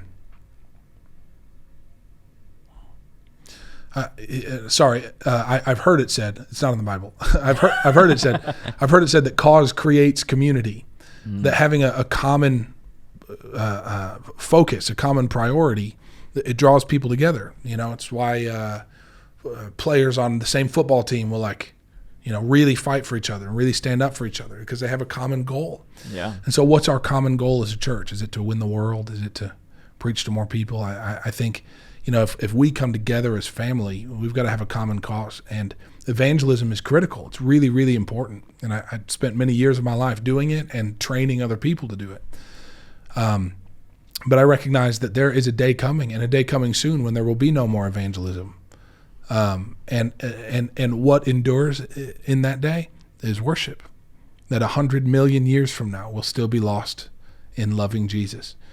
And so I want to help not only build a culture where people are really deeply devoted to one another, but also a culture where the sort of core principle of who we are and what we do is to enjoy and experience Jesus. Like the Westminster Shorter Catechism says, that the chief end of man is to glorify God and enjoy him forever. And so we want to see God glorified, not only in the way that we tell people about God's love for them or Jesus' death and burial and resurrection, but we want to see God glorified in the way that we love one another. But we also want to make sure that we commit ourselves to enjoying him and enjoying him forever, because that really is our eternal call. Man, that's phenomenal. It's like, would you rather have 100 men trained and armed to fight for you, or would you rather have an army of 1,000 who don't know what they're doing? Right. And I mean, that's... I'll take 10 trained guys that work pretty well together. Yeah. Over 1,000, people who don't know each other, and every man's looking out for himself, and you just don't know who's going to be doing what. You can get a lot done with a small group. Yeah. Somewhere in the middle of all of that you were saying, you said something about like racial, national, sexual, kind of different things. I know our world puts all these new labels on those things. I can't keep up with all the labels. Yeah, and some Christians yell sinners, at them, and horrible things, and then you have the other side that's like, oh, it should be loving everyone and accepting everything and just taking people for who they are. And my thing is like, okay, I don't think that loving someone equals acceptance. I also don't think that you should be out there screaming at these people. Where's your stand on that hot topic? I have never met a person who believes we should be out screaming at people. I know they exist, except that guy in my church. I was getting ready to say, yeah. Just that guy. But I think they exist. But, we're sort of fighting an invisible, not an invisible, but an irrelevant enemy in that regard. It's like, it's sort of like our nation's obsession with white supremacy. Like, are there white supremacists? Sure. Are they a relevant voice in our culture? Not even a little bit. And so we can go protest white supremacy if you want, but I think fatherlessness is probably a way bigger issue if we're actually trying to affect change. Like, white supremacy, it's the boogeyman in America. I've been a person of color my entire life. And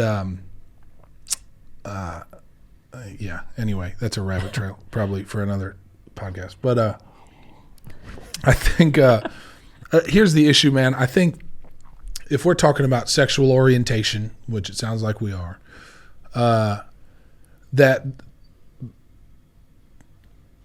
we're dealing with an issue that attaches itself to people's identity. It's not just what somebody does or what somebody likes or prefers. It's like who they are. If you can't accept my sexuality, then you're rejecting me as a person. And, I suppose my response to that would be, I just disagree with that. I disagree with that because I think that you're more than your sexuality.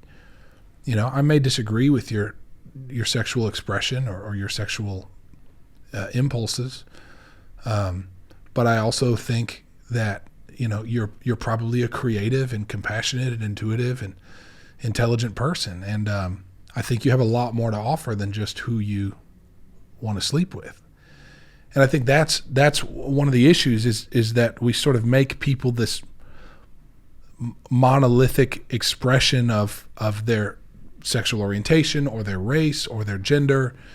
And then therefore there is no more room for any more nuanced conversation. Like there may be a black person who is an unarmed black person that gets shot by a police officer. Like, that's an unjust thing. If they get shot unjustly, then that's wrong and it's terrible. Yes. And that police officer should be dealt with really harshly. Now, part of that person's story may be they made some really terrible decisions in their past, and they've done some really nasty and horrible things. And so do they suddenly now deserve to be shot unjustly by a police officer? No. And I think, I think our issue is that that it's like there's a white cop that shot a black civilian, and that's just the beginning and end of it. All this cop is a white cop, and all the black person is a black civilian, and there's no more room for any more nuanced conversation. So I'm sorry, I'm getting off on rabbit trails. I've got a lot of feelings, but no, that's all very relevant. Yeah, but I think when when we're talking about sexual orientation and how we deal with it as Christians, I think first of all, I think we're all pretty bad at teaching biblical standards on sexuality. And I would say as bad as we are at teaching it, we're probably even worse at living it out. And I think that probably undermines our ability to call anybody to accountability when, divorces among Christians are just as high as divorces among non-Christians. And so I think and rates of like infidelity and abuse in marriage and Christian marriages are just as high as those rates in non-Christian marriages. Sad. So I think there's an issue with that. But I think also, we say like, love the sinner and hate the sin. And that's a nice Christian catchphrase. But the truth is, I think most of the people I've known who say that are much more interested in hating the sin than they are loving the sinner. And so you may go out and want to protest or, legislate or bring some sort of correction, post a Facebook post, whatever about somebody's sin issue. But I feel like loving the sinner is a prerequisite to hating their sin. Here's what I mean. The woman caught in adultery is brought to Jesus. She's guilty, and she's surrounded by people that want to take her life. They want to stone her to death. And they say, well, Jesus, what should we do? And he saves her life first. Now, it's interesting because he doesn't pull her aside and say, hey, do you promise to never do this again? In fact, we don't know what she does after this. I'd love to find out that she totally repented and followed Jesus for the rest of her life. She might have gone straight back into bed with the man she was with before this story started. And I think that's the incredible thing. Jesus says to her, after all of her accusers leave, he says, he who is without sin, let him cast the first stone. And so they all begin to drop the stones and they walk away. And Jesus gets down at her eye level and he says, where are your accusers? Has no one condemned you? And she says, no. And he says, well, neither do I condemn you. Go and sin no more. And I feel like generally we have one of two camps. People set up shop in the neither do I condemn you camp. Like, your sin is no big deal, no problem. Or we set up shop in the go and sin no more camp. You better clean up your act. And I think it takes both of those phrases to adequately convey the grace of God, that you're not condemned, and the appropriate response to the mercy you've been shown is to turn away from the sin that got you in this situation to begin with. And so I think we've got to be graceful people. Like I think if you've got a homosexual friend or coworker or family member, that your first impulse needs to be love, and love in a way they can feel. Like, Jesus didn't just tell this woman, hey, neither do I condemn you, go and sin no more. He saved her life. He defended her from the people that sought to destroy her. And I think that making sure that a homosexual person can feel your love has to be your first priority. They need to know that you love them. You can't just tell them, I love you. You got to get your stuff together. You got to show them in a way that they can say undeniably, this person is for me. Like, that's what the woman caught in adultery was faced with. That she knew undeniably that Jesus was for her. He was with her. He was on her side. And then from that place of the position of compassion, from the position of trust that had been produced because of the love he demonstrated for her, then he was able to say, listen, I don't condemn you either, but it matters what you do. Go and sin no more. And so I think that's probably my first and most important point on that, is that love, it has to be a prerequisite for accountability, and not just an internal feeling of love, but an outward demonstration of it toward the person that we're seeking to hold accountable. I was waiting for 2 more points. As a pastor, you have 3 points, right? If that was the first, there's got to be 2. No, I'm just kidding. I got more points. Man, I feel like if that was the case, if every Christian lived out like that, like how radically different our world would look, how better the church would look, honestly, if that was how we lived out our faith, and it was loving the person before calling out their sin, and I love that as a prerequisite. You mentioned and talked on the fatherless. You were starting off saying more people are worried about racial inequality or white supremacy than the fatherless, and that's the whole mission behind Young Married Christian is, there are 400,000 kids in foster care in America, and also the same number of churches, both roughly 400,000. And so our mission is to get every child in the foster care system into a gospel-centered home. But also we are passionate about families and them succeeding, whether they be just a couple that is married or they have kids together. But I think that for us to have marriages that thrive, we also have to understand what the Bible and what God's purpose is behind marriage. So how does the Bible define marriage? Because it's not just the ticket to having sex, right? Right. It's not no sex, then sex, and marriage is right. The that's what you got ticket. to get God's stamp of approval. Yeah. So, That's how a lot of young Christian guys especially approach it. Like, you know, that's God loves it, you know, and there's just no revelation of what changes. And it's interesting because every married couple I meet thinks that when they're engaged, or every engaged couple I meet, they think that, well, we're engaged, we're committed, you know, deeply in this relationship, we're basically married. And you see a lot of couples fall into sexual sin because of that. They think, well, it's pretty much the same thing. You know, what could be different? We're in a deeply committed relationship. We just haven't walked down the aisle yet. That can't make that big a difference. And the crazy thing is, it does.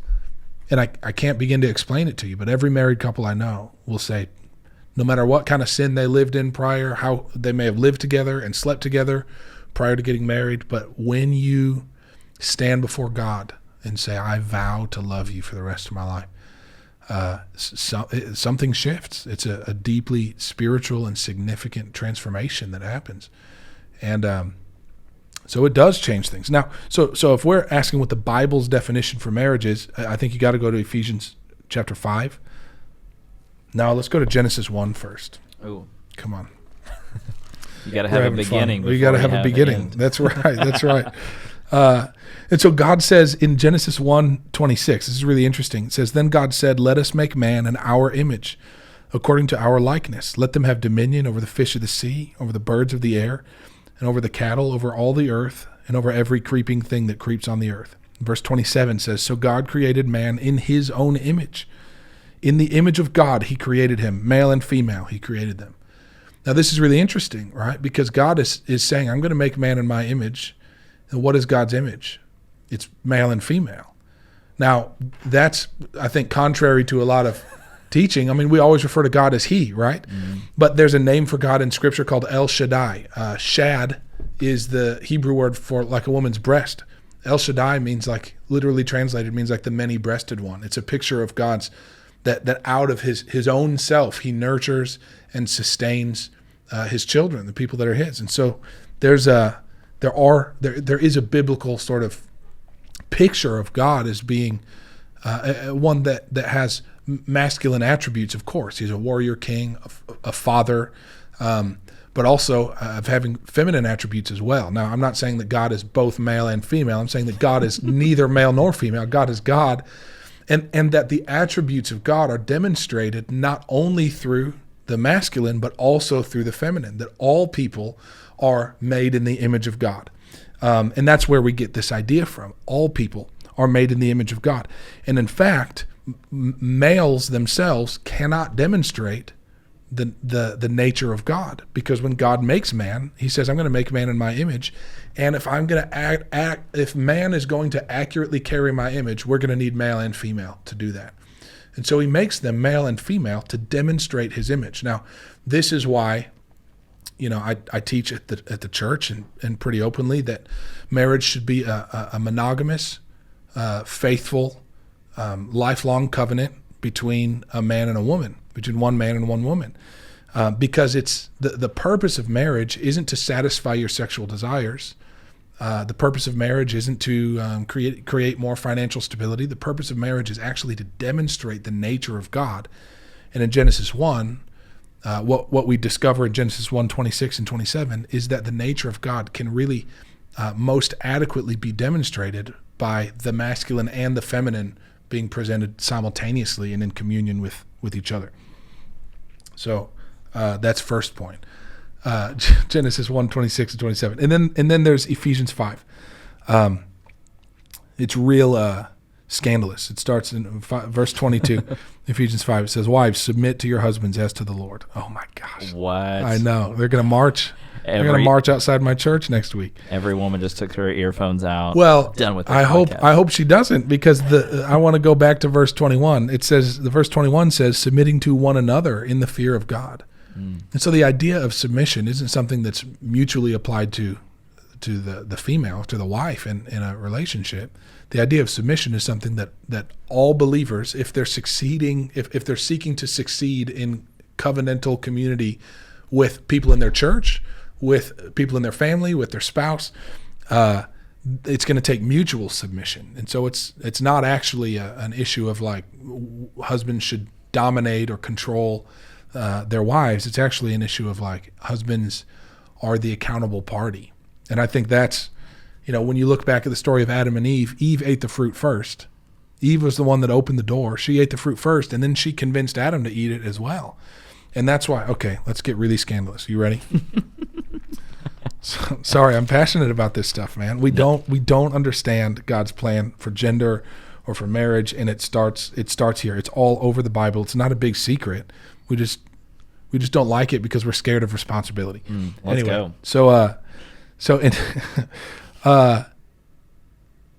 So in Genesis 3, the fall of man, the serpent says to the woman in verse 4, he says, "You will not surely die, for God knows that in the day you eat of this fruit, your eyes will be opened, and you will be like God, knowing good and evil." So when the woman saw that the tree was good for food, that it was pleasant to the eyes, and a tree desirable to make one wise, she took of its fruit and ate.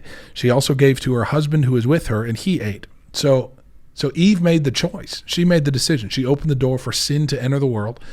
And then she says to Adam, hey, you should eat some of this as well. So when you fast forward, the Lord comes looking for them, and he asks Adam, where are you? And Adam said, I heard your voice in the garden, and I was afraid because I was naked, and I hid myself. And so the Lord begins to talk with him, and he's having to decide, do I choose woman or do I choose God? What do I do with these people? Yeah. So the Lord God said to the serpent,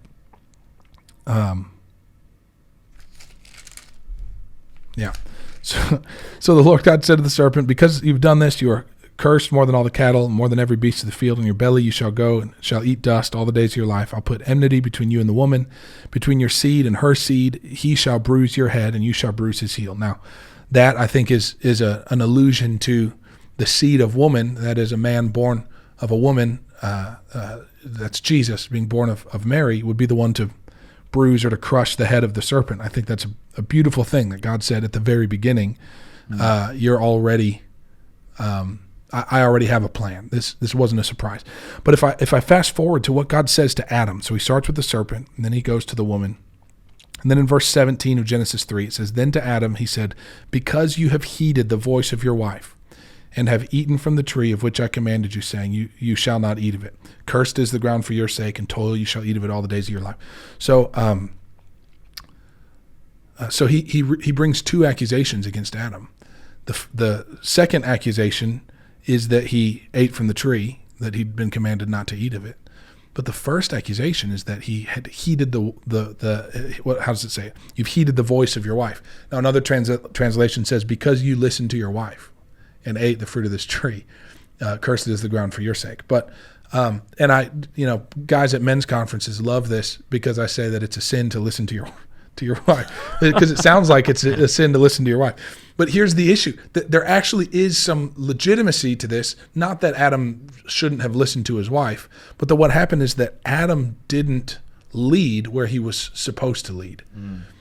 God said, "You made your wife lead. You made your wife choose. You made your wife the head of the house, and that dysfunction is what has caused now the curse that you're going to have to live with for the rest of your life." And so the first accusation God brings against Adam isn't that he ate the fruit, it's that he subjected himself to his wife that he was supposed to be leading. So anyway, that means that the issue is that, Eve eats the fruit first, and Adam is the one that has to answer questions about it. God doesn't come walking in the garden looking for Eve, saying, Eve, how could you do this to your husband? How dare you tempt him in this way? You shouldn't have led him like this. That's what it means to be the head of a house. It doesn't mean you get to dominate. It means that you have to answer for what happens in your home. Even your wife's spiritual and emotional and physical well-being becomes your responsibility as a husband. Come on. Woo! Anyway, so wives, submit to your own husbands as to the Lord, for the husband is head of the wife, as also Christ is head of the church, and he is the Savior of the body. Therefore, just as the church is subject to Christ, let wives be to their own husbands in everything. Husbands, love your wives just as Christ also loved the church and gave himself for her. So the standard for wives is submit to your husbands. The standard for husbands is to love your wife like Jesus loves the church. That's way harder.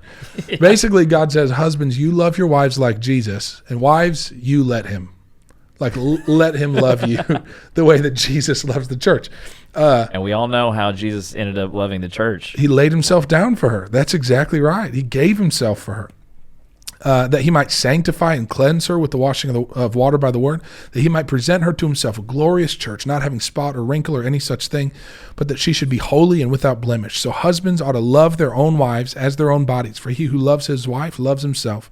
For no one ever hated his own flesh, but nourishes and cherishes it, just as the Lord does the church.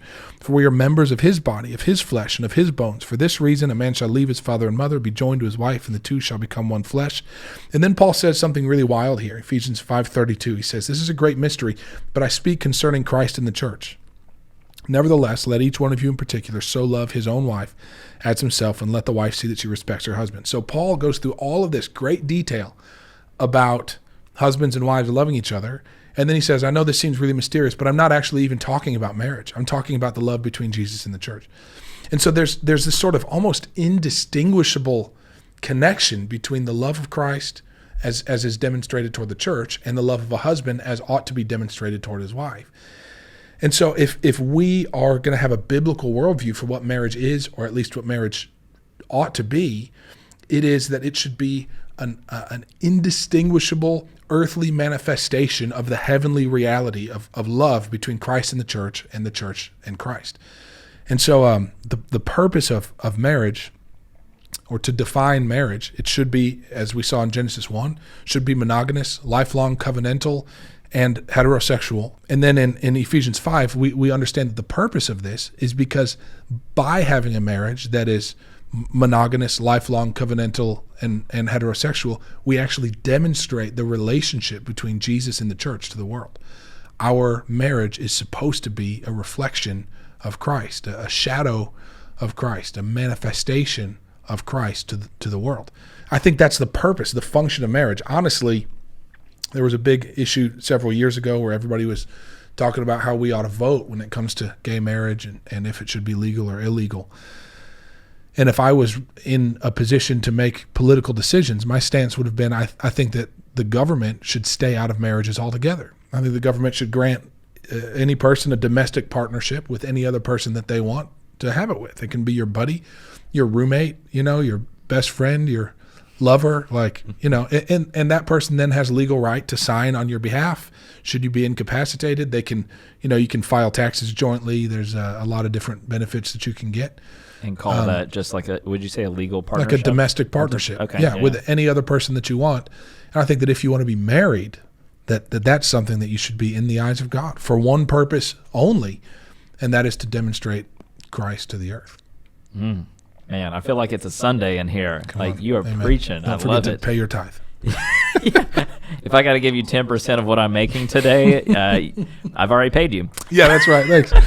Now, when you and Candace have these couples in your church and they're either going through premarital counseling or maybe they've already been together for a while and you've already defined what marriage is for them, and now you're trying to help equip them with things that they can take into the battle that is marriage, that lifelong commitment. And you guys have them do kind of like a constitution or like some kind of like handwritten. Okay. Yeah. So are you getting like feather pens and quills and the Continental Congress? I have a sort of a process that I walk them through. Okay. Actually, at first we talk about Ephesians 5. We talk about Genesis 1, God's role for men and women, God's plan. And here's the thing: when I say God's role for men and women, what I don't mean is that men should be like big butch, extremely masculine, meatheads, and that women should be like dainty, delicate homemakers. I think there's a great because I would never pass. Well, there's the beautiful thing about it is that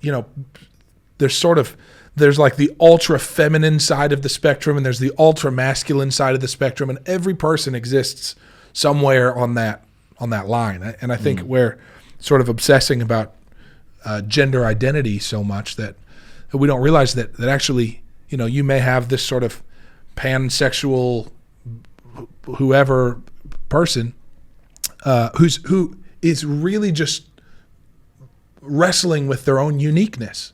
And I'm different than my dad, and I'm different than my mom, and there's something about me that's totally unique, and that's beautiful. It's by design. God made you unique, but we all want to know what niche we fit in, and and so we're looking at minority groups based on race, based on gender, based on sexual orientation, based on their own sort of demeanor or maybe unique gender expressions, a unique mixture of what we would consider masculine or feminine. But the truth is that the individual is sort of the ultimate minority, that there's nobody else that is the unique mixture of attributes that you are, right? And that's a beautiful thing. The individual is, that's not my statement, that's Jordan Peterson said that, I think, that the individual is the ultimate minority. It's a beautiful idea. And a really true concept. I think if we continue to sort of down the path of, unique expression and individuality, what we discover is that, every single person has a long list of reasons that they could be persecuted and insulted. Every single person has, struggles that they have to overcome. Every single person has benefits and opportunities that are presented to them. And everybody's experience of the world is different. Every individual person. And so that's a really beautiful thing. And so we talk when we're talking about marriage. That's sort of where we start, is by talking about this stuff and talking about the masculine and the feminine and where they fit together, how they complement each other, and recognizing that you may be a guy that's 5'2" and 103 pounds, and you may have a wife that's 6'2" and 280 pounds. And that's a beautiful, it's fine. It's cool. If you guys love each other, that's great. Love each other for the glory of God. You guys are going to have an awesome marriage, and beautiful kids. And beautiful, yeah, you're going to have great kids.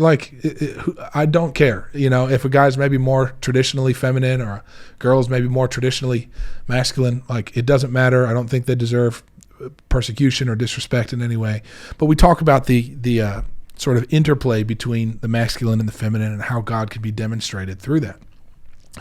And then we talk about identity and things, and then I get into the Geneva Convention, which we can talk about if you want, but we sort of end with the Constitution of the marriage. I think the American Constitution is one of the most significant and beautiful documents ever written. I think it was God inspired. I don't think I cannot imagine that a group of hard-headed, stubborn men like the members of the Continental Congress would ever be able to get together and come to any kind of consensus, let alone a consensus as really historically revolutionary as that one. That they would make a declaration we believe that all men were created equal and were endowed with certain inalienable rights, among them the right to life and liberty and the pursuit of happiness. I mean, that concept alone had never been, that's revolutionary in a couple different ways.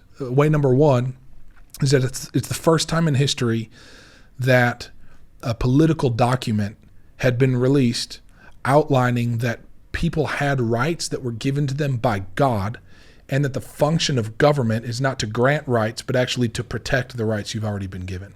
I think that is a revolutionary concept, and that's the first time in history it was ever presented to the world. That the role of government wasn't to give you rights. The role of government was to protect the rights that God has given you.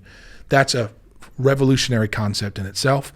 And then to go along with that, to say that all men were created equal. I mean, while they didn't accomplish it there while they were writing the Constitution, they laid the groundwork for what became the end of slavery, the end of segregation, women's suffrage.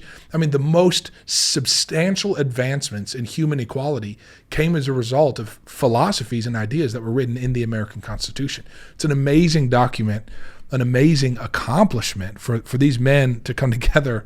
I mean, flawed, broken men, some of them slave owners. I mean, for bad guys, based on who you ask, who were able to accomplish something enduring and significant that has really changed the world in a lot of positive ways. We haven't arrived, of course, but we're moving in a good direction. The world is a lot more equitable than it was 250 years ago when they wrote that document. So I think it's an amazing accomplishment and something that is worth acknowledging and affirming. Now, at the same time, I think one of the more significant parts of it is that it's just an objective document that we can come back to and refer to over and over and over again. And we do as a country. We go back to the Constitution, and we went back to the Constitution to draw some conclusions about what we should do about segregation and Martin Luther King Jr.'s day. And we went back to the Constitution in Lincoln's day, when we abolished slavery. We did so based on the ideas in the Constitution. And so we certainly grow in our ability to apply this objective truth, this document that is really more maybe a philosophical document than a political one. And so we've applied it in a lot of different ways through the years. But having something objective that you can go to, so it's not just one party against another, or it's not just one group against another. We can actually come back and say, well, this is the goal. This is what we all agreed to when we became Americans, and this is what we're all striving to become.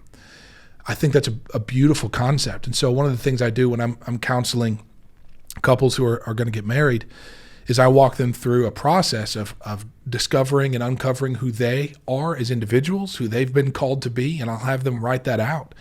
I'll have them intentionally not discuss it with each other, for the girl to come and say, hey, this is who God has called me to be. This is what God has called me to do. And for her fiance to come and write down, for himself, this is what God has called me to do and who God has made me to be. And then I'll say, this is beautiful. And I have them trade that and say, his call becomes her responsibility and her call becomes his responsibility. And when we're in covenant together, my main priority needs to be that you become who God has called you to be. And then I'll have them together spend a week praying and writing essentially a constitution for their marriage, that this is our goal. This is our vision for what marriage ought to be. We're committing ourselves to, we're going to prioritize daily prayer. We're going to raise our kids in the presence of the Lord. We're going to be a family that worships and doesn't just talk about it. We're going to be actively involved in our church. There's a lot of different couples that value and prioritize a lot of different things, but they go through and they make some commitments and some declarations that they both can agree on about what the culture of their marriage is going to be like. And most of the couples that go through that, they'll print it off and frame it and hang it in their house somewhere, so that, instead of saying, hey, you hurt my feelings and now I'm mad at you, they can just sort of point at the Constitution. Like you said, it's not about what I want. It's about what you want. When we were engaged and we went through premarital counseling, we had this idea about what our marriage should be like, and, your pride or your disrespect or your anger or your lust, it's undermining the goals that we set. And I don't want to hold you accountable to my standards. I want to hold you accountable to your standards. And these are what you said your standards were. And so I think having that objective document that's outside of, my heart or my wife's heart, having an objective document to come back to is a really beautiful and useful and beneficial thing. And so, I have them sort of write a constitution for their marriage so that they can revisit it whenever they need. And it's never used as you're in the middle of an argument, and then all of a sudden you grab your spouse's wrist and yank them downstairs, and you point to it and you're like, see, I'm right, you're wrong. Right. I'm sure it's not used in that way, because then the next day that Constitution's gone. Never. Yeah. That spouse rips that thing up, burns it, and is like, you will never do that to me again. Well, I don't know. I want to feel like if my wife did that to me, I'd be able to say, you're right. You're right. I said that I wouldn't speak to you like this, and I just did, and it's there in black and white on the wall. I violated my own commitment to you and to the Lord, and I'm really sorry about that. I want to think that would be, at least for some people, a great way to be accountable to what we say we want. Yeah. Okay, so I feel like to stay in history class, I do want to go back to what you talked about with the Geneva Convention. You could tell how well I did in history. I was a math major. But I want to stay in this history zone and go with what you were talking about with the Geneva Convention. And for those that are listening that are like me, that don't understand that, first, kind of talk about what that is, and then talk about how that connects to a healthy marriage.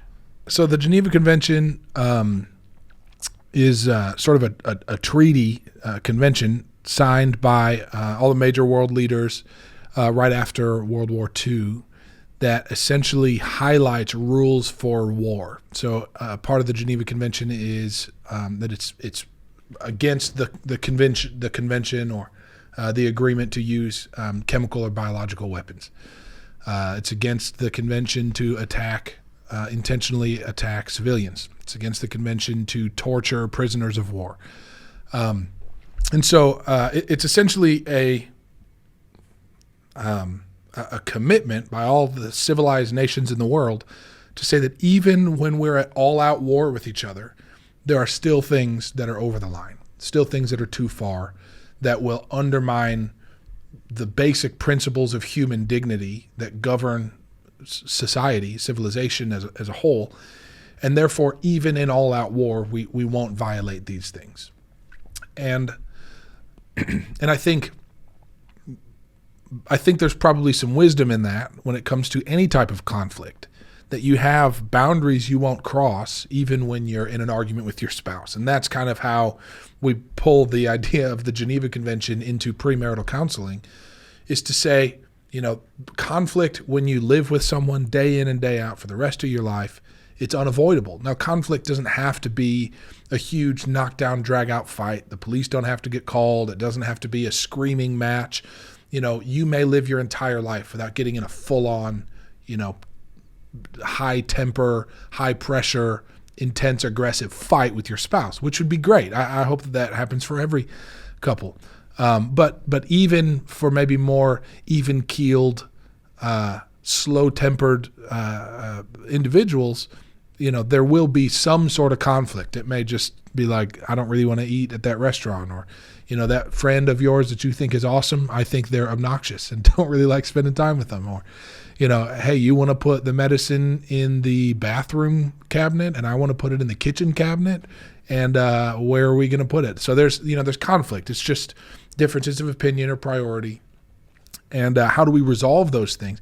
And while seeking a resolution, we may have, a stalemate. And in those moments, there have to be, I think, rules of engagement to make sure that we don't undermine, the human dignity of our partner, and that we can sort of wake up and stand to look at them the next morning.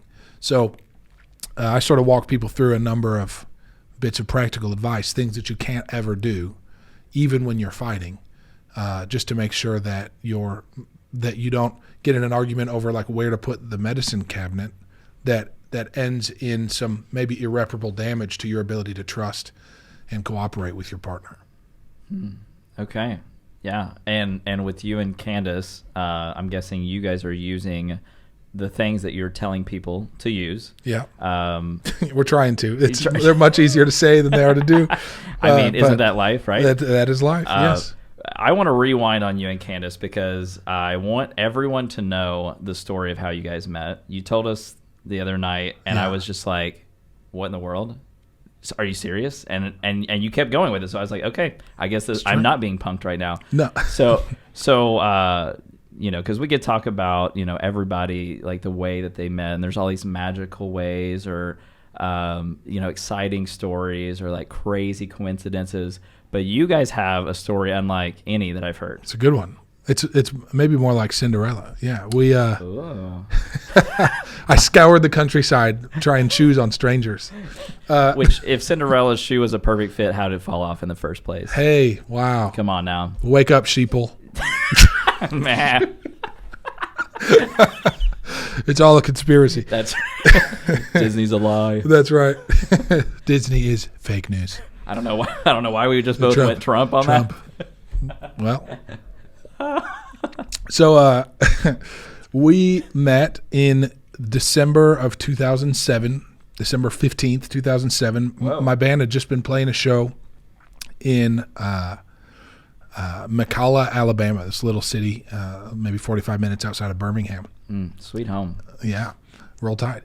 And we'd played the shows, maybe 425 people there. Now, early that morning, we'd driven overnight, and we slept inside the venue for a few hours in the morning, early 2, 3 in the morning. And I woke up earlier than the rest of the guys, and I went outside and was just walking, praying, spending time with the Lord. And while I was out there, I found a ring on the ground, kind of a nice ring. I think it was just a piece of costume jewelry, not like somebody lost their engagement ring, but it was kind of nice. And I felt bad just throwing it back on the ground, So I dropped it in my pocket and didn't think much about it. We later than we loaded all of our gear in. We went out to lunch. We came back and sound checked. We went out to dinner. 425 people show up to the show. It's a great night. We play our show. The other bands are playing. At the very end of the night, right before we started tearing stuff down to load it away, loaded back up in the trailer, I was standing back behind our merch table, and I was talking to our merch guy. And while we were talking, I just sort of stuck my hand in my pocket, and I felt that ring again. And I thought, I got to figure out something to do with this. So I pull it out of my pocket. And as I do so, these two girls walk up to the table, and I just held my hand out with the ring to one of them and said, "Hey, this is for you." And she took it and stuck it on her ring finger. And she said, "Oh, crazy. It fits perfectly." She said, "I guess we're supposed to get married." And we both laughed. And we've been married now for 12 and a half years. Wow. So Candace had a 50-50 shot there. It could have been her friend, Casey, I think was her name. Yeah. Which is, I think I got the better deal. Yeah. I think I chose right. Yeah. I would say so. Yeah.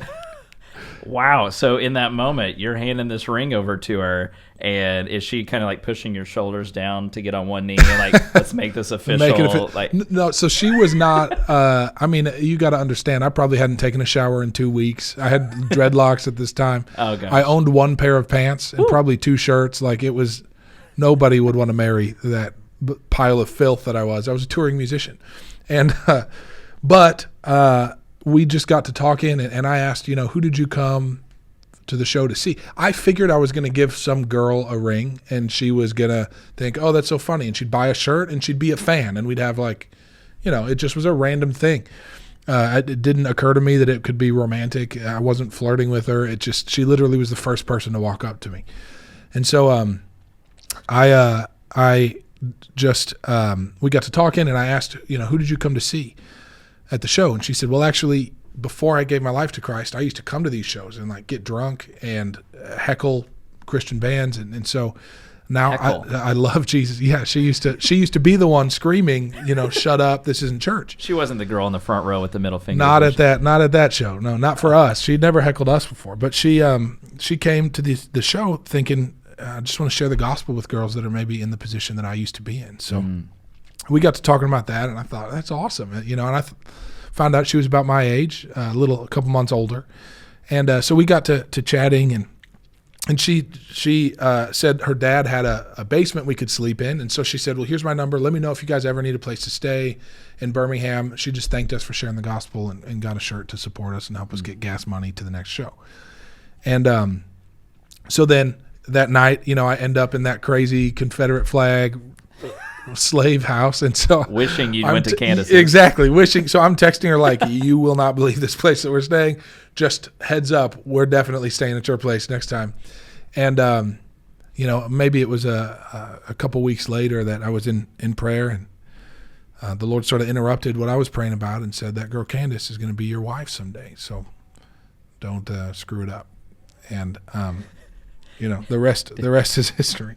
So was texting, I'm trying to think, 2009. So yeah, or 2007 you said? Yeah, it was probably T9. So T9. We were T9 in each other. So you're T9 in her. Yeah. Which sounds inappropriate, but you're messaging her, and did you just tell her like, hey, God just told me that you're going to be my wife? So yeah, so I try to keep that part of the story out because I would advise young men, if God told you that you should marry this girl, you should probably just keep that between you and God. But I didn't have any accountability in my life. You had too much Taco Bell in your system. Because here's the thing. Most of the young men I know don't really know what the voice of God sounds like. They think, I think she's hot and she loves Jesus, so she must be supposed to be my wife. Mm-hmm. And I think we need accountability and leadership in our life to help govern those big sort of life decisions and help us navigate those things in a wise way. Now, by the grace of God, things worked out okay for us. But I know lots of guys that have told 4 or 5 girls the Lord said you're supposed to marry me, and it hadn't worked yet. And so they're just sort of stumbling through manufacturing these words from the Lord that are making everybody's life a lot more difficult and confusing, mostly theirs. And so I think if you're a young guy and you feel like God told you that you should marry that cute girl in your class, just keep it to yourself. Yeah. Why don't you go introduce yourself first? I think you start with like, hey, my name is Jeffrey. Nice to meet you. What's your name? Go meet this girl. Unless your name's not Jeffrey. And just see what happens. Just say Jeffrey anyway. Who cares? Don't start it off with a lie. She finds out you're totally not a Jeffrey. That's right. And now here you guys are almost 13 years later. 12? Yeah. 13 years later. Yeah. And you've got 3 boys. Yeah. How is it fathering 3 boys? Oh, it's the best. Yeah? I don't know about boys in general, but my 3 boys are the greatest. Hilarious kids. I mean, there's never a dull moment. They're just painfully cool and talented and smart. They're just so awesome. Yeah, they're great. I mean, basically, to raise good boys, all you have to do is just attack them from time to time. And that's it. You just grab them. Sucker punch. Yeah. Just keep the punching to a minimum probably. But just grab them and throw them on the couch and put them in a headlock. They just love it. That's all there is to it, really. That's awesome. You got to feed them occasionally too, I guess. Yeah. Not mashed potatoes, though. No, not my oldest. Yeah, he doesn't like them at all. Yeah, I saw the whole video of him like spitting them out and then like literally having a meltdown over mashed potatoes. For sure. Yeah. Very unique names for your kids. Kai, Carver, and then I guess Caleb. Caleb's the normal name there. But any significance or reason for those names? So Kai's name is Malachi. Okay. And my wife actually, before we even met, felt like the Lord told her that her first born child would be a son, and she was supposed to name him Malachi. Now, the name Malachi means my messenger. And now we didn't want to call him Malachi. That's a lot of syllables. And we didn't want to shorten it to like Mal. That's weird.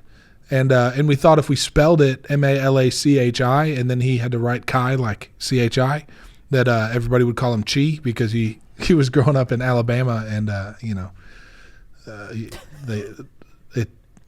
So they're not hooked on phonics. They're not. That's right. Right. On Pahonics. Yeah. They're not hooked on Pahonics. So we spelled Malakai. Yeah. So we call him Kai for short. And his full name is Malachi William Montgomery, which translates to my messenger, defender of the kingdom of the mountain. Ooh. Pretty legendary. Ooh. That's my boy. He's cool. And Caleb, his younger brother, his name is Caleb Owen Montgomery. We actually called him Owen for the first couple years of his life. And when he was maybe 4, I was telling he and Kai the story of Caleb and Joshua believing God that he would be faithful to help them take the promised land, the land of Canaan, with the despite the giants that were in the land and this land that was flowing with milk and honey. So I'm telling him this story, and I'm telling him about Caleb. The other 10 spies didn't believe God, and they brought back a bad report, and so the Israelites wandered for 40 years, but God sustained Joshua and Caleb. And when they finally did come into the land, that Caleb and his family got to inherit an entire mountain, and it happened to be the mountain where the giants live, and Caleb said, I'll take it anyway. That mountain belongs to me, not those giants. So I'm telling him this awesome story about this awesome man, Caleb, a great hero of our faith. And I said, son, that's who you're named after. And he said, that's who I'm named after? Yeah, buddy. And he said, well then, can I go by Caleb from now on? So we called him Owen for the first. I mean, if you see any videos or pictures or anything from, 4 or 5 years ago, we were probably calling him Owen. But until that night, and we said, all right, well, we're going to change it to Caleb. So it's Kai and Caleb. His name means courageous young warrior of the mountain. Caleb Owen Montgomery. And then Carver, we had a couple names that we might name him. And I actually had a dream when Candace was pregnant with him that I was playing with this baby boy and calling him Carver. And then I just sort of knew in my spirit in the dream that it was because of George Washington Carver, who had sort of been a hero of mine, but I honestly hadn't researched a ton. I think I did a couple reports on George Washington Carver in middle school or something, but didn't know a lot about him. I knew he was a scientist and that he worked on peanuts, but turns out George Washington Carver, he was born a slave, and when he went to school, he didn't have a name. He had the last name of the people who owned his family, the Carver family, but he needed a first and middle name. And so they asked him in school, what's your name? And he just didn't have one. And so he just picked a name that he knew, George Washington. And so he picks George Washington Carver as his name. Now, George Washington Carver, some historians believe that he actually was not by the Carver family. They were really kind to him. That's why he kept that name. But by a different family later in life, that he was actually castrated. And so I think you can imagine how brutal and painful and demoralizing that might have been. But despite the fact that he was born a slave, that he was, really brutally abused by white people, he went to college at the University of Iowa, and they wouldn't let him inside of the classroom or the dorms. So he had to sleep in the boiler room with the servants at the University of Iowa. And then he had to sit in a chair outside of the building and listen through the window to get his education. But he finishes at the top of his class and then eventually comes back and becomes a professor at the University of Iowa. Then he gets hired at Tuskegee University in Alabama, and he comes down to Alabama, and he's an agricultural scientist. And he notices that the farmers in Alabama, they're not letting their fields rest. They're not doing crop rotations. There's a lot of things that they could be doing to have a lot more productive farming operations. And so he sets up this traveling sort of agricultural science circuit, and he rides around and totally revolutionizes agriculture in the South. He becomes such a trusted name that they invite him when the government is arguing over whether or not they're going to tax imported peanuts. They invite him to come, and so he gives, I think this white senator gives him 10 minutes to speak on peanuts. At the end of his 10 minutes, he's wrapping up, and the senator says, "No, you keep going for as long as you want." And so he talks for an hour. And the senators that are part of this committee on, peanut imports are so stunned at how much he knows that he says, the senator who's the chairman of the committee says, "How do you know all this?" And he said, "Oh, I learned it from an old book." And the guy said, "Well, what book is this?" And he said, "The Bible." And the senator says, "I don't think the Bible says anything about peanuts. How did you learn this?" And he says, "You're right, it doesn't, but it talks a lot about the God who made the peanut." And he said, "The closer I've gotten to him, the more of his secrets he's been willing to share with me." And so there's a lot of documentation about him using his influence to really do two things. Number one, to point people in the direction of actual intimate communal relationship with God, to share the gospel through his agricultural science and his position of influence in the country. And number two, to work toward racial reconciliation and racial cooperation. And that despite being born a slave, despite having potentially been castrated, at least he was unable to have children because of what some of his slave owners had done to him. Despite some of the horrors that he'd experienced at the hand of white people, he was still a proponent of racial reconciliation and cooperation. So I have always been, I think he's amazing, and I felt like the Lord, I know this is a long story to why we named our son Carver, but his name's Carver Jace Montgomery, and he's our youngest, but I really felt like the Lord had really sort of tied his destiny and call with George Washington Carver's in this pretty special way. So yeah, we named him Carver. Man, I love the intentionality to the names, and because I feel like names, they do a lot to a person, and just like hearing you talk about Caleb and how once he knew why he was named Caleb, he was like, "Oh no, I want that name. Stop calling me Owen. I want to be this guy overthrowing giants. Yes. Please let me be that." One of your posts that you talked about with your boys on Instagram, I think it was something that I think a lot of our listeners can kind of connect with when they have kids, was that you talked about the 18 summers that you get with every child and how you have to optimize and use them to your fullest. And I know that your post was about all the crazy things that you did with your boys. Can you talk a little bit about just kind of that, recognizing the fact that, your time is limited with them, and like what can people be doing to be intentional, and especially with boys, raising them up to be men? Yeah. Can you talk into that?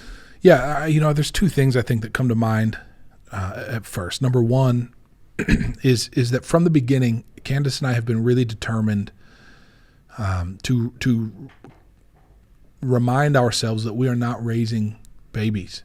We're raising men who happen to be babies right now.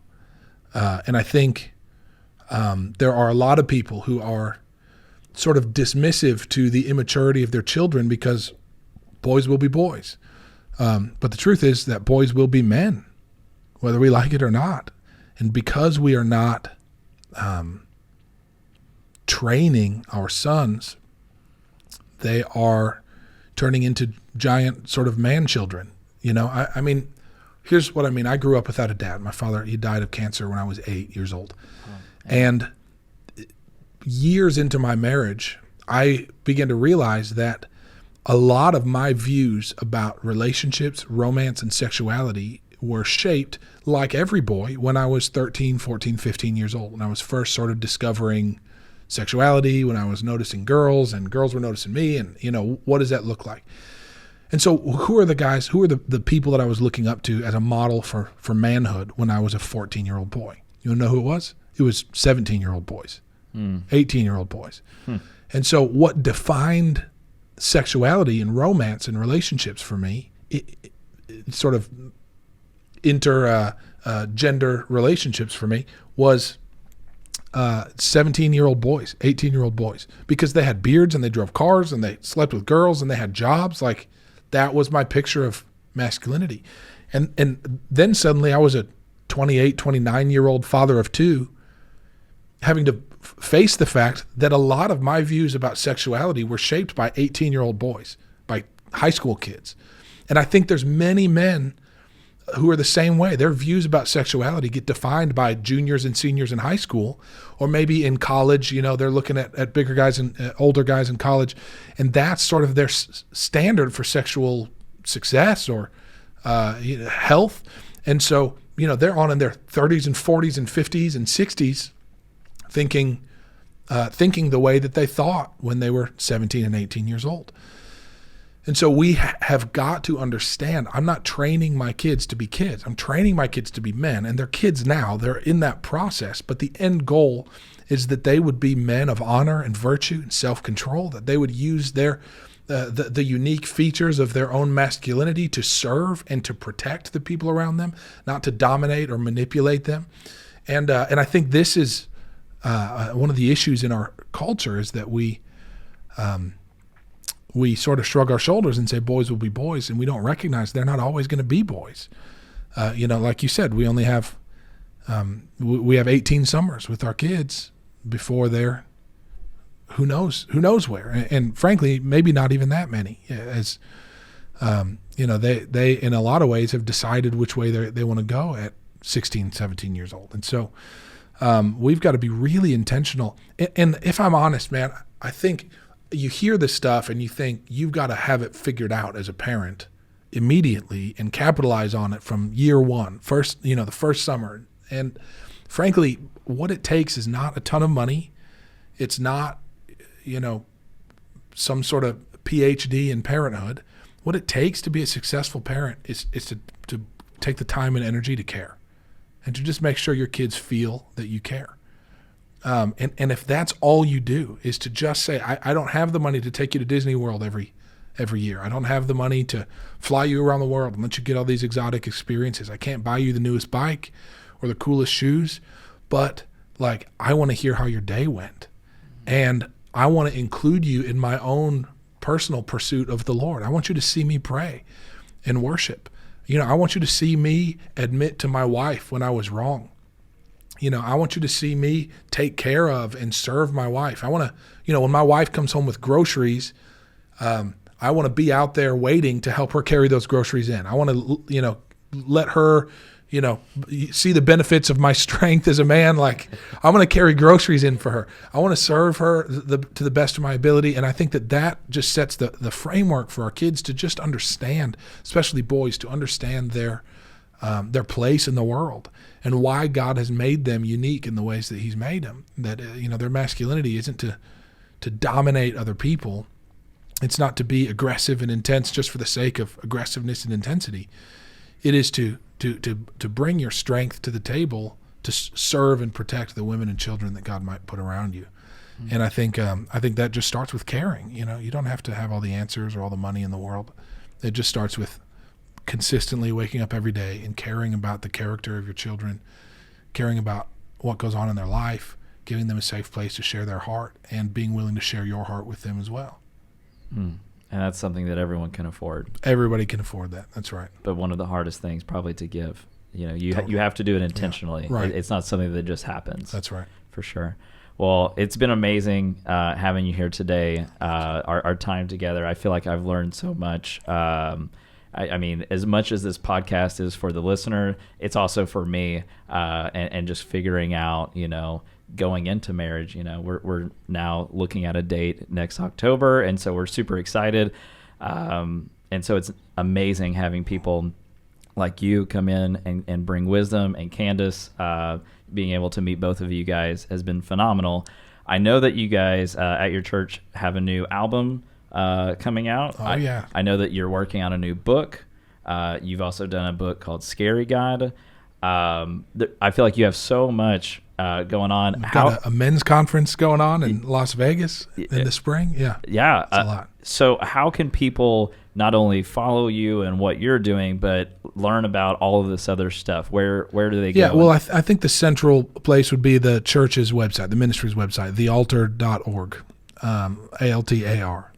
thealtar.org. And that, there's information about our national men's conference. We're calling together 17,000 men from all around the country to take a stand for biblical manhood again. And I think that's going to be really significant. New books and albums and all those things. Social media links and ways to connect, I think, are and even to partner are there on the website, thealtar.org. And at the end of the day, if somebody wants to find me, I'm in my office in downtown Johnson City, Tennessee. And if they want to come hang out and run the race, then I'm not hard to find. Man, I absolutely love it. And I appreciate, once again, coming down. And if they're looking for you specifically, it's at Mattie Montgomery on Instagram. Yeah, on Instagram and Facebook, I think. Yeah. Okay. Yeah. Awesome. Well, thank you guys so much for listening and tuning in. Once again, stay young, stay married, but definitely stay Christian. We'll see you guys next time. Hey, y'all. We hope you loved this conversation. Here at Young Married Christian, we are on a mission to see a gospel-centered home made available for every single child in the foster care system. There are 400,000 kids in the foster care system, and there are 400,000 churches in America. Wow. That is crazy. This is absolutely a solvable problem, and we want to be a part of it. If you want to join us in that mission, text the word freedom to 833-370-1610. 833-370-1610. 833-370-1610. I just did it. And another thing you can do that is really helpful is to smash the like button on this video. Smash it like Satan's face. Crush it like it's Lucifer's head. It really helps us a ton, so smash that like button, subscribe to this channel. That's it. Smash the like button on this video.